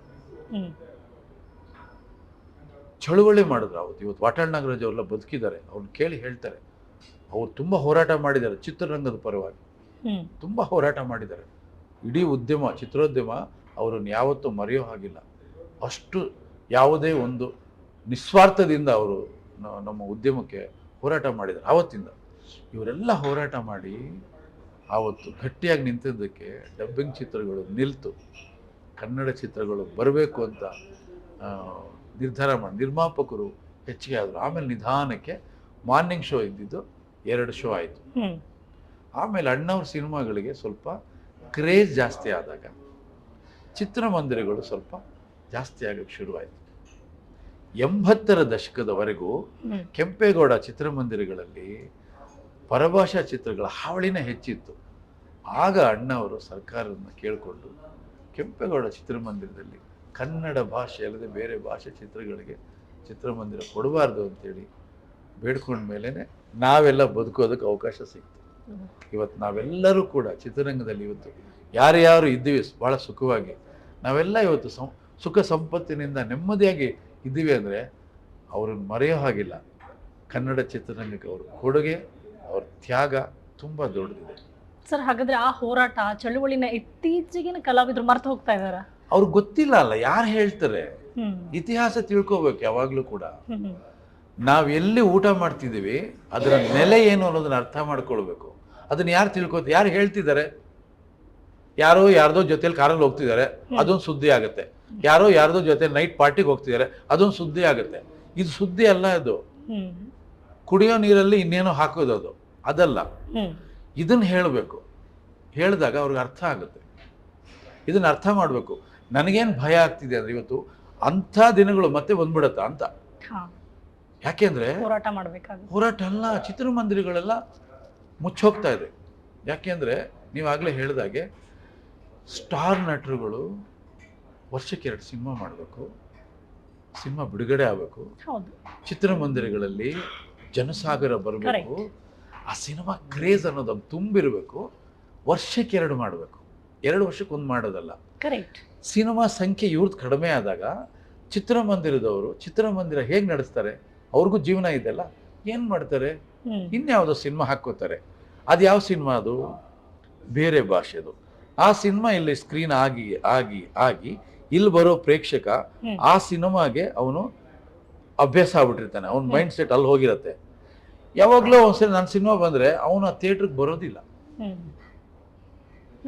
ಇದು ದೊಡ್ಡ ಸಮಸ್ಯೆ ಆಗುತ್ತೆ. ಇದೊಂದು ಲೆಕ್ಕಾಚಾರ. ಇದು ನಾವು ನಮ್ಮ ಉದ್ಯಮವನ್ನು ಗಟ್ಟಿಯಾಗಿ ಹಿಡ್ಕೊಳ್ಬೇಕು, ಭದ್ರಗೊಳಿಸ್ಬೇಕು, ನಾವೇ ಕಾಪಾಡಬೇಕು. ನಮ್ಮ ಸೀನಿಯರ್ಸು ಏನು ಉದ್ಯಮವನ್ನು ಕಟ್ಟಿಕೊಟ್ಟಿದ್ರು ಅವ್ರು ಕಾಪಾಡಿದ್ದಕ್ಕೆ ನಾವು ಊಟ ಮಾಡ್ತಿದ್ದೀವಿ. ನಾವು ಕಾಪಾಡಿದ್ರೆ ಮುಂದಿನ ಪೀಳಿಗೆ ಚೆನ್ನಾಗಿರುತ್ತೆ. ನಾವು ಬಿಡು ಹೆಂಗ ನಮಗೇನು ಅಂದ್ಕೊಂಡು ಹೋದಾಗ ಮುಂದಿನ ಪೀಳಿಗೆಗೆ ಇಲ್ಲಿ ಏನೂ ಇರಲ್ಲ. ಸರ್ ಈಗ ನೀವು ಅದನ್ನೆಲ್ಲ ನೋಡಿದವರು, ಕಣ್ಣಾರೆ ನೋಡಿದವರು, ತಿಳ್ಕೊಂಡವರು ನೀವು ಇಲ್ಲಿದ್ದೀರಿ. ಹಂಗಿದ್ರೆ ಈಗಿನವ್ರಿಗೆ ಯಾರು ತಿಳಿಸಿ ಹೇಳ್ತಾರೆ? ನಾನು ಇಲ್ಲಿ ಪಾಠ ಮಾಡೋಕ್ಕಾಗತ್ತೇನೋ? ಪ್ರತಿಯೊಬ್ಬರಿಗೂ ಅವ್ರದ್ದೇ ಆದ ಜವಾಬ್ದಾರಿ ಇರಬೇಕು. ನಾವೆಲ್ಲಿ ಊಟ ಮಾಡ್ತಿದ್ದೀವಿ, ಎಲ್ಲಿ ನಮ್ಮ ನೆಲೆ ಇದೆ, ಆ ನೆಲೆಯನ್ನು ಭದ್ರಗೊಳಿಸೋ ಜವಾಬ್ದಾರಿ ನಂದು. ಅಂದ್ರೆ ನನ್ನ ಹಾಗೆ ಉದ್ಯಮದಲ್ಲಿರೋ ಪ್ರತಿಯೊಬ್ಬರದು. ನಾನು ಇನ್ನೊಬ್ರ ಹತ್ರ ಪಾಠ ಹೇಳಿಸ್ಕೋಬಾರ್ದು. ನಾನು ಈ ರೀತಿ ಹೇಳಿದೆ ಅಂತ ಇನ್ನು ಯಾರೋ ಕೋಪ ಮಾಡ್ಕೋಬಾರ್ದು. ನಮ್ಮ ಜವಾಬ್ದಾರಿ ಇದು. ನೀವು ಯೋಚನೆ ಮಾಡಿ, ಅಣ್ಣವರು, ವಿಷ್ಣು ಸಾರು, ಅಂಬರೀಷ್ ಅವರೆಲ್ಲ ಸಿನಿಮಾಗಳು ಮಾಡಿ ಚಿತ್ರಮಂದಿರಗಳ ಸುಭದ್ರಗೊಳಿಸ್ದೆ ಹೋಗಿದ್ರೆ ಇವತ್ತು ಚಿತ್ರಮಂದಿರಗಳು ಎಲ್ಲಿರ್ತಾ ಇತ್ತು ಅಲ್ವೇ? ಹಾಗಾಗಿ ನಾವೇನ್ ಮಾಡ್ತಾ ಇದೀವಿ, ನಾವು ಕನಿಷ್ಠ ಅವ್ರೇನ್ ಮಾಡ್ಕೊಟ್ಟಿದ್ದಾರೆ ಅದು ಮುಗಿಸ್ಕೊಂಡು ಹೋಗೋದು ಬೇಡವೇನೋ? ಹೌದು. ಸರಿ, ಇವಾಗ 5D ಅಂತ ಬಂದಾಗ ಈ ಫೆಬ್ರವರಿ 16th ಸಿನಿಮಾ ರಿಲೀಸ್ ಆಗ್ತಾ ಇದೆ. ಈ ವರ್ಷ ಒಂದು ಗುಡ್ ಓಪನಿಂಗ್ ಸಿಕ್ಕಿದೆ ಸರ್ ಎಲ್ರಿಗೂ, ಕಾಟೇರ ಸಿನಿಮಾ. ಅಂಡ್ ಈಗಾಗಲೇ ನಾವು ಮಾತಾಡ್ತಾ ಇದ್ವಿ, ಒಳ್ಳೆ ಸಿನಿಮಾಗಳು ಬಂದಾಗ ನೀವು ಹೇಳಿದ್ರಿ ಜನ ತಾನಾಗೆ ಬರ್ತಾರೆ, ಏನೋ ಇಷ್ಟ ಆಗಿರುತ್ತೆ ಸಿನಿಮಾದಲ್ಲಿ, ಏನೋ ಮೆಚ್ಕೊಳ್ತಾರೆ, ಕಾರಣ ಏನ್ ಬೇಕಾದ್ರೂ ಇರ್ಬೋದು, ಬರ್ತಾರೆ ಸಿನಿಮಾ ನೋಡ್ತಾರೆ. ಇವಾಗಂತೂ ಒಂದು ಗುಡ್ ಓಪನಿಂಗ್ ಸಿಕ್ಕಿದೆ, ಆ ಖುಷಿ ಇದೆ. ಅದೇ ಟೈಮಲ್ಲಿ ಈ ಸಿನಿಮಾನೂ ಬರ್ತಾ ಇದೆ, ಜನ ಹೇಗೂ ಥಿಯೇಟ್ರಿಗೆ ಬರ್ತಾ ಇದ್ದಾರೆ. ಆ್ಯಂಡ್ ನೀವು ಹೇಳ್ದಂಗೆ ಎಷ್ಟೋ ಜನ ಬದುಕಿದ್ದಾರೆ ಅಂತ ಹೇಳ್ತಾರಲ್ಲ, ಒಂದು ಸಿನಿಮಾ ಹಿಟ್ ಆದಾಗ ಇವತ್ತಿನ ದಿನ ಥಿಯೇಟ್ರ್ ಮ್ಯಾನೇಜರ್ಸ್ನ, ಅಲ್ಲಿ ಕೆಲಸ ಮಾಡೋರನ್ನ ಕೇಳಿದ್ರೆ ಮರುಜೀವ ಬಂತು ಅಂತ ಹೇಳ್ತಾರೆ. ಮತ್ತೆ ನಮಗೆ ಜೀವ ಬಂದಂಗಾಯ್ತು, ಕೈಯಲ್ಲಿ ಕೆಲಸ ಸಿಕ್ತು ಅಂತ. ಈ ಟೈಮಲ್ಲಿ ಸಿನಿಮಾ ಬರ್ತಾ ಇದೆ, ನಿಮ್ಮ ನಿರೀಕ್ಷೆ ಏನು? ಡೆಫಿನೆಟ್ ಆಗಿ ಈ ಸಿನಿಮಾ ಜನರನ್ನ ಮುಟ್ಟುತ್ತೆ, ಒಪ್ಕೊಳ್ತಾರೆ? ಈ ಪದನ ಯಾರು ಹೇಳಕ್ ಸಾಧ್ಯ ಇಲ್ಲ. ಡೆಫಿನೆಟ್ ಆಗಿ ನನ್ನ ಸಿನಿಮಾ 100 days ಹೋಗುತ್ತೆ, ಡೆಫಿನೆಟ್ ಆಗಿ ಸೂಪರ್, ಅದೆಲ್ಲ ಯಾರು ಹೇಳಕ್ ಆಗೋದೇ ಇಲ್ಲ. ನಾನು ಆಗ್ಲೇ ಹೇಳಿದೆ, ಸಿನಿಮಾ ಮಾಡೋದಷ್ಟೇ ನಮ್ಮ ಕರ್ತವ್ಯ. ರಿಸಲ್ಟ್ ಅವನೇನ್ ಕೊಡ್ತಾನೆ. ಈಗ ನಾವು ತುಂಬಾ ಚೆನ್ನಾಗಿ ಓದ್ಕೊಂಡಿರ್ತೀವಿ, ರ್ಯಾಂಕ್ ಸ್ಟೂಡೆಂಟು, ಎಕ್ಸಾಮ್ ರಿಸಲ್ಟ್ಗೋಸ್ಕರ ಯಾಕೆ ಹೆದರ್ಕೊಂಡು ಕೂತಿರ್ತೀವಿ? ಧೈರ್ಯವಾಗಿ ನಿದ್ದೆ ಮಾಡ್ಬೋದಲ್ಲ ಅಲ್ವಾ? ರಿಸಲ್ಟ್ ಬೇರೆ, ರಿಸಲ್ಟ್ ಕಾಯ್ಬೇಕು ಏನು ಕೊಡ್ತಾನೆ ಅಂತ. ನಾವು ಚಂದ್ರಚಕೋರಿ ಬಿಡುಗಡೆ ಆದಾಗ ಎಲ್ಲ theatre deficit all over Karnataka, flop ಅಂತ ಸೀಲ್ ಹೊತ್ಬಿಟ್ಟು 2ನೇ-3ನೇ ವಾರ ಹೌಸ್ಫುಲ್ ಬೋರ್ಡ್ ಬಿದ್ದಿದ್ದು ಅದು. ಆಮೇಲೆ ಕಪಾಲಿ ಥಿಯೇಟ್ರಲ್ಲಿ 100 ದಿನ ಬೋರ್ಡೇ ತೆಗಿಲಿಲ್ಲ. ಅಂದರೆ ಒಂದು ಸಿನಿಮಾ ರಿಸಲ್ಟ್ ಏನು ಅನ್ನೋದು ಪ್ರೇಕ್ಷಕ ನಿರ್ಧಾರ ಮಾಡ್ತಾನೆ, ನಾವು ಅಲ್ವೇ ಅಲ್ಲ. ನಾವು ಯಾರು ಅಂತ ಬುದ್ಧಿವಂತರಿಲ್ಲ. ನಿಮ್ಮ ಗರಡಿಯಿಂದ ಬಂದಂಥ ಎಷ್ಟೋ ಜನ ನಟರು ಇವತ್ತಿಗೆ ಸ್ಟಾರ್. ಈ ಸಿನಿಮಾ 5D ಸಿನಿಮಾ ಮಾಡಬೇಕಾದ್ರೆ ದರ್ಶನ್ ಸರ್ ಬರ್ತಾರೆ, ಅವರು ಕೂಡ ಹೇಳ್ತಾರೆ ನಾನು ನಾರಾಯಣ್ ಸರ್ ಗರಡಿಯಿಂದ ಬಂದು ಅವರ ಗರಡಿಯಿಂದ ನಾನು ಬಣ್ಣ ಹಚ್ಚಿದವನು ಅಂತ. ಇವತ್ತು ನಾನು ಮಾತಾಡಿದ್ದ ಸಿನಿಮಾ ಕೂಡ ಅವ್ರದ್ದೇ. ಆ ಹೆಮ್ಮೆ ನಿಮಗಾಗಿರುತ್ತಲ್ಲ ಸರ್ ಪರ್ಸ್ನಲಿ? ಸೊ ಇವತ್ತು ಎಲ್ಲ ಇಂಥ ಪರಿಸ್ಥಿತಿಲೂ ಒಂದು ಸಿನಿಮಾ, ಕಾಟೇರ ಅನ್ನುವಂಥ ಸಿನಿಮಾನ ಎಲ್ಲ ಮೆಚ್ಕೊಂಡ್ರು ಅಂದಾಗ ನಿಮಗೂ ಒಳಗಡೆ ಖುಷಿ ಇರುತ್ತೆ. ಆ ನಟನ ಇಂಟ್ರೊಡ್ಯೂಸ್ ಮಾಡಿದ್ನ ಎಲ್ಲ ಒಂದು ಹೆಮ್ಮೆ ನಿಮಗೆ ಬಂದಿರೋಲ್ವಾ? ಹೌದು, ಖಂಡಿತ, ಯಾರಿಗಾಗಲ್ಲ ಅಲ್ವಾ? ಅಲ್ವಾ? ನಮ್ಮ ತೋಟದ ಒಂದು ಒಳ್ಳೆ ಮರ ಒಳ್ಳೆ ಫಲ ಕೊಡುತ್ತೆ ಅನ್ನೋವಾಗ ಹಣ್ಣು ಯಾರಾದ್ರೂ ತಿನ್ಲಿ ಖುಷಿ ಆಗುತ್ತೆ ಅಲ್ವಾ? ಅದನ್ನ ಅವ್ರು ಇವತ್ತು ಹೇಳ್ಕೊಳ್ತಾರಲ್ಲ ಸರ್. ಹೌದು, ಅವ್ರ ದೊಡ್ಡ ಗುಣ ಅದು. ಹೇಳ್ಕೊಳ್ಳೋ ಅವಶ್ಯಕತೆ ಇಲ್ಲ, ನಾನೆಲ್ಲೂ ಹೇಳ್ಕೊಂಡಿಲ್ಲ, ಒಂದು ಕಡೆ ನಾನು ಹೇಳಿಲ್ಲ. ಬಟ್ ಅವ್ರು ಹೇಳಿದ್ ನನ್ಗೊಂಥರ ಭಾವುಕನಾದೆ ಅವತ್ತು ನಾನು. ಅದನ್ನ ನಾನು ಅವ್ರು ಹೇಳಿದ್ದು ಕೇಳಿದ್ರೆ ನಂಗೆ ಗೊತ್ತಾಗಿದ್ದು, ಹೌದಾ ಅಂತ ಅನಿಸ್ತು. ಬಟ್ ಇವತ್ತು ನೀವು ಹೇಳ್ತಿದ್ದೀರಾ, ನೀವಂತೂ ಎಲ್ಲೂ ಹೇಳ್ಕೊಂಡಿಲ್ಲ, ನಿಜ ಅದು. ಆ್ಯಂಡ್ ಬಂದು 5D ಸಿನಿಮಾಗೆ ಅವರು ವಿಶ್ ಮಾಡ್ತಾರೆ. ಅದು ನಿಮ್ಮ 50ನೇ ಸಿನಿಮಾ. ನಾನು ಹೆಂಗೆ ಇವತ್ತು ಬೆಳೆಯೋದಕ್ಕೆ ಸರ್ ಅವಕಾಶ ಕೊಟ್ಟರು, ಹಾಗೆ ಈ ಸಿನಿಮಾನೂ ಹಿಟ್ ಆಗುತ್ತೆ ಅಂತ ಹೇಳ್ತಾರೆ. ಅದು ಎಷ್ಟು ಖುಷಿ ಆಯಿತು ಸರ್, ನೀವು ಅವ್ರನ್ನ ಕರೆಸಿ ಮಾತಾಡಿದ್ರಿ ಆ್ಯಕ್ಚುಲಿ? ಹೌದು, ತುಂಬ ಖುಷಿ ಆಯ್ತು. ಯಾಕೆಂದ್ರೆ ಅವರು ತುಂಬ ಎತ್ತರಕ್ಕೆ ಬೆಳೆದಿದ್ದಾರೆ. ಈ ಥರದೊಂದು ಕಾರ್ಯಕ್ರಮಕ್ಕೆ ಅವ್ರು ಬರ್ತೀನಿ ಅಂತ ಒಪ್ಕೊಂಡಿದ್ದೇ ದೊಡ್ಡ ವಿಷಯ. ಬಂದು ಹೃದಯ ತುಂಬಿ ಇಡೀ ತಂಡವನ್ನು ವಿಶ್ ಮಾಡಿದ್ರು ಅವರು. ತುಂಬ ಥ್ಯಾಂಕ್ಸ್ ಅವರಿಗೆ, ತುಂಬ ದೊಡ್ಡ ಗುಣ ಅವರಿಗೆ. ಸರ್, ಇವತ್ತು 5D ಸಿನಿಮಾ ಬಗ್ಗೆ ನಿಮ್ಮ ಟೀಮಲ್ಲಿರೋ ಪ್ರತಿಯೊಬ್ಬರು ಒಂದು ಒಳ್ಳೆ ಖುಷಿ ಇಟ್ಕೊಂಡಿದ್ದಾರೆ, ಒಂದು ಪ್ರೀತಿ ಇಟ್ಕೊಂಡಿದ್ದಾರೆ. ಆ್ಯಂಡ್ ಒಂದೇ ಲೈನಲ್ಲಿ ಹೇಳಿದಂಗೆ ನಾನು ಆಗಲೇ 5D ಅಂದ ತಕ್ಷಣ ಕಲಾ ಸಾಮ್ರಾಟ್ ಎಸ್ ನಾರಾಯಣ್ ಅಂತ ಹೇಳ್ತಾರೆ, ಒಂದು ವರ್ಡಲ್ಲಿ ಆನ್ಸರ್ ಮಾಡಿ ಅಂದರೆ. ಸೊ ಇಡೀ ಟೀಮ್ನ ನೀವು ಎಷ್ಟು ಚೆನ್ನಾಗಿ ಹಂತದವರೆಗೂ ತೊಗೊಂಡು ಬಂದಿದ್ದೀರಾ ಅನ್ನೋದು ನಿಮಗೂ ಮುಂಚೆನೇ ಎಲ್ಲರ ಹತ್ರನೂ ಮಾತಾಡಿದೆ, ಕಾಸ್ಟಿಂಗಲ್ಲಿ ಅಲ್ಲೇ ಗೊತ್ತಾಯಿತು ಇದೇ ಕಾರಣ ಅಂತ. ಅದು ಟೀಮ್ನ ನೀವು ತೊಗೊಂಬಂದಿರೋ ರೀತಿ, ನೀವು ಟ್ರೀಟ್ ಮಾಡಿದಂಥ ರೀತಿ, ಆ್ಯಂಡ್ ನೀವು ಅವ್ರನ್ನ ಹೆಂಗೆ ನೋಡ್ಕೊಂಡ್ರಿ ಅನ್ನೋದು. ಸೊ ಅದೇ ಥರ ಸರ್, ಎಷ್ಟು ಅವ್ರು ಖುಷಿಯಾಗಿದ್ದಾರೋ ಈ ಸಿನಿಮಾನೂ ಹಿಟ್ಟಾಗಿ ಆ ಖುಷಿ ಹಾಗೆ ಮುಂದುವರಿಲಿ. ಆ್ಯಂಡ್ ನೀವು ಬರೀ 50 ಸಿನಿಮಾ ಅಲ್ಲ, ಇನ್ನೂ ಒಂದಷ್ಟು ಸಿನಿಮಾಗಳನ್ನು ಕೊಡಬೇಕು. ಆ ಸೆಲೆಬ್ರೇಷನ್ ಇತ್ತಲ್ಲ, ಹಿಂದಿನ ಸೆಲೆಬ್ರೇಷನ್ ಮತ್ತೆ ಮರುಕಳಿಸ್ಬೇಕು. ಇದು ನಮ್ಮ ರಿಕ್ವೆಸ್ಟ್ ಕೂಡ ಹೌದು. ಆಗಲಿ, ಥ್ಯಾಂಕ್ ಯು ಸೊ ಒಳ್ಳೇದಾಗಲಿ. ಮಚ್. ಸಿನಿಮಾ ನಿರ್ಮಾಪಕರಿಗೆ ಒಳ್ಳೇದಾಗಲಿ. ಅವರು ಮೊದಲನೇ ಸಿನಿಮಾ ತುಂಬ ಕಷ್ಟಪಟ್ಟು ಮಾಡಿದ್ದಾರೆ. ಆಮೇಲೆ ಸಿನಿಮಾದಲ್ಲಿ ಛಾಯಾಗ್ರಾಹಕರು ಕುಮಾರ್ ಅವರು ತುಂಬ ಚೆನ್ನಾಗಿ ಕೆಲಸ ಮಾಡಿದ್ದಾರೆ. ಆಮೇಲೆ ಎಡಿಟರು ಶಿವು ತುಂಬ ಚೆನ್ನಾಗಿ ಕೆಲಸ ಮಾಡಿದ್ದಾರೆ. ನನ್ನ ಶಿಷ್ಯ ಈ ಸಿನಿಮಾದ ಅಸಿಸ್ಟೆಂಟ್ ಅನೂಪ್ ಒಂದು ಅಸಿಸ್ಟೆಂಟ್ ಡೈರೆಕ್ಟ್ರು, ಅವರು ಡೈರೆಕ್ಟ್ ಆಗ್ತಿದ್ದಾರೆ ಒಂದೇ ಸಿನಿಮಾಗೆ. ಭಾಳಷ್ಟು ಈ ಸಿನಿಮಾ ಭಾಳಷ್ಟು ಜನರಿಗೆ ನೆನಪುಗಳನ್ನು ಕಟ್ಟಿಕೊಡುತ್ತೆ, ಒಳ್ಳೆ ನೆನಪನ್ನು ಕೊಡುತ್ತೆ. ಸೊ ಕೋರ್ ಡೈರೆಕ್ಟರ್ ಆಗಿ ಹೌದು, ಕೆಲಸ ಮಾಡ್ತಿದ್ದಾರೆ ಮಗ. ಹೇಗೆ ತಯಾರಿ ಮಾಡ್ತೀರಾ ಅವ್ರನ್ನ ಪರ್ಸನಲಿ? ನಾವು ಯಾರನ್ನೂ ತಯಾರು ಮಾಡೋಕ್ಕಾಗಲ್ಲ, ಅವರೇ ತಯಾರಾಗ್ತಾ ಇರಬೇಕು. Thank you so much sir. So ಒಂದು ನಿರೀಕ್ಷೆ ಹೇಗಿದೆ ಅದೇ ತರ ಈ ಸಿನಿಮಾ ಹಿಟ್ ಆಗಲಿ ಅಂಡ್ ಇದು ಒಂದು ಸೆಲೆಬ್ರೇಷನ್ ಆಗಲಿ. Thank you so much sir. ಧನ್ಯವಾದಗಳು, ನಮಸ್ಕಾರ. ನೋಡಿದ್ರಲ್ಲ 5D ಸಿನಿಮಾ ಬಗ್ಗೆ ಯಾಕೆ ಅಷ್ಟು ನಿರೀಕ್ಷೆ ಇದೆ ಅಂತ. ಸೊ ಪ್ರತಿಯೊಬ್ಬರು ಮಾತಾಡುವಾಗಲೂ ಗೊತ್ತಾಗುತ್ತೆ ಆ ಸಿನಿಮಾದಲ್ಲಿ ಒಂದು ಮೆಸೇಜ್ ಇದೆ, ಪ್ರತಿಯೊಬ್ಬರಿಗೂ ಕನೆಕ್ಟ್ ಆಗುತ್ತೆ. ಆ್ಯಂಡ್ ಹೇಗೆ ಇಡೀ ಫ್ಯಾಮಿಲಿ ಕೂತು ನೋಡುವಂತಹ ಸಿನಿಮಾಗಳನ್ನು ಸರ್ ಕೊಡ್ತಾ ಇದ್ರು, ಅದೇ ಥರ ಮತ್ತೊಂದು ಜಾನರ್ ಮೂವಿ ಈಗ ಎಂಟ್ರಿ ಕೊಡ್ತಾ ಇರೋದು. ಫೆಬ್ರವರಿ 16ನೇ ತಾರೀಕು ಥಿಯೇಟ್ರಿಗೆ ಬರ್ತಾ ಇದೆ. ಸೊ ಮಿಸ್ ಮಾಡದೆ, ಯಾವುದೇ ಕಾರಣಕ್ಕೂ ಮಿಸ್ ಮಾಡದೇನೆ ನೀವು ಥಿಯೇಟ್ರಿಗೆ ಹೋಗಿ 5D ಸಿನಿಮಾನ ನೋಡಿ, ಹಾಗೆ ಕನ್ನಡ ಸಿನಿಮಾನ ಬೆಳೆಸಿ ಅಂತ ಹೇಳ್ತಾ ಥ್ಯಾಂಕ್ಸ್ ಫಾರ್ ವಾಚಿಂಗ್.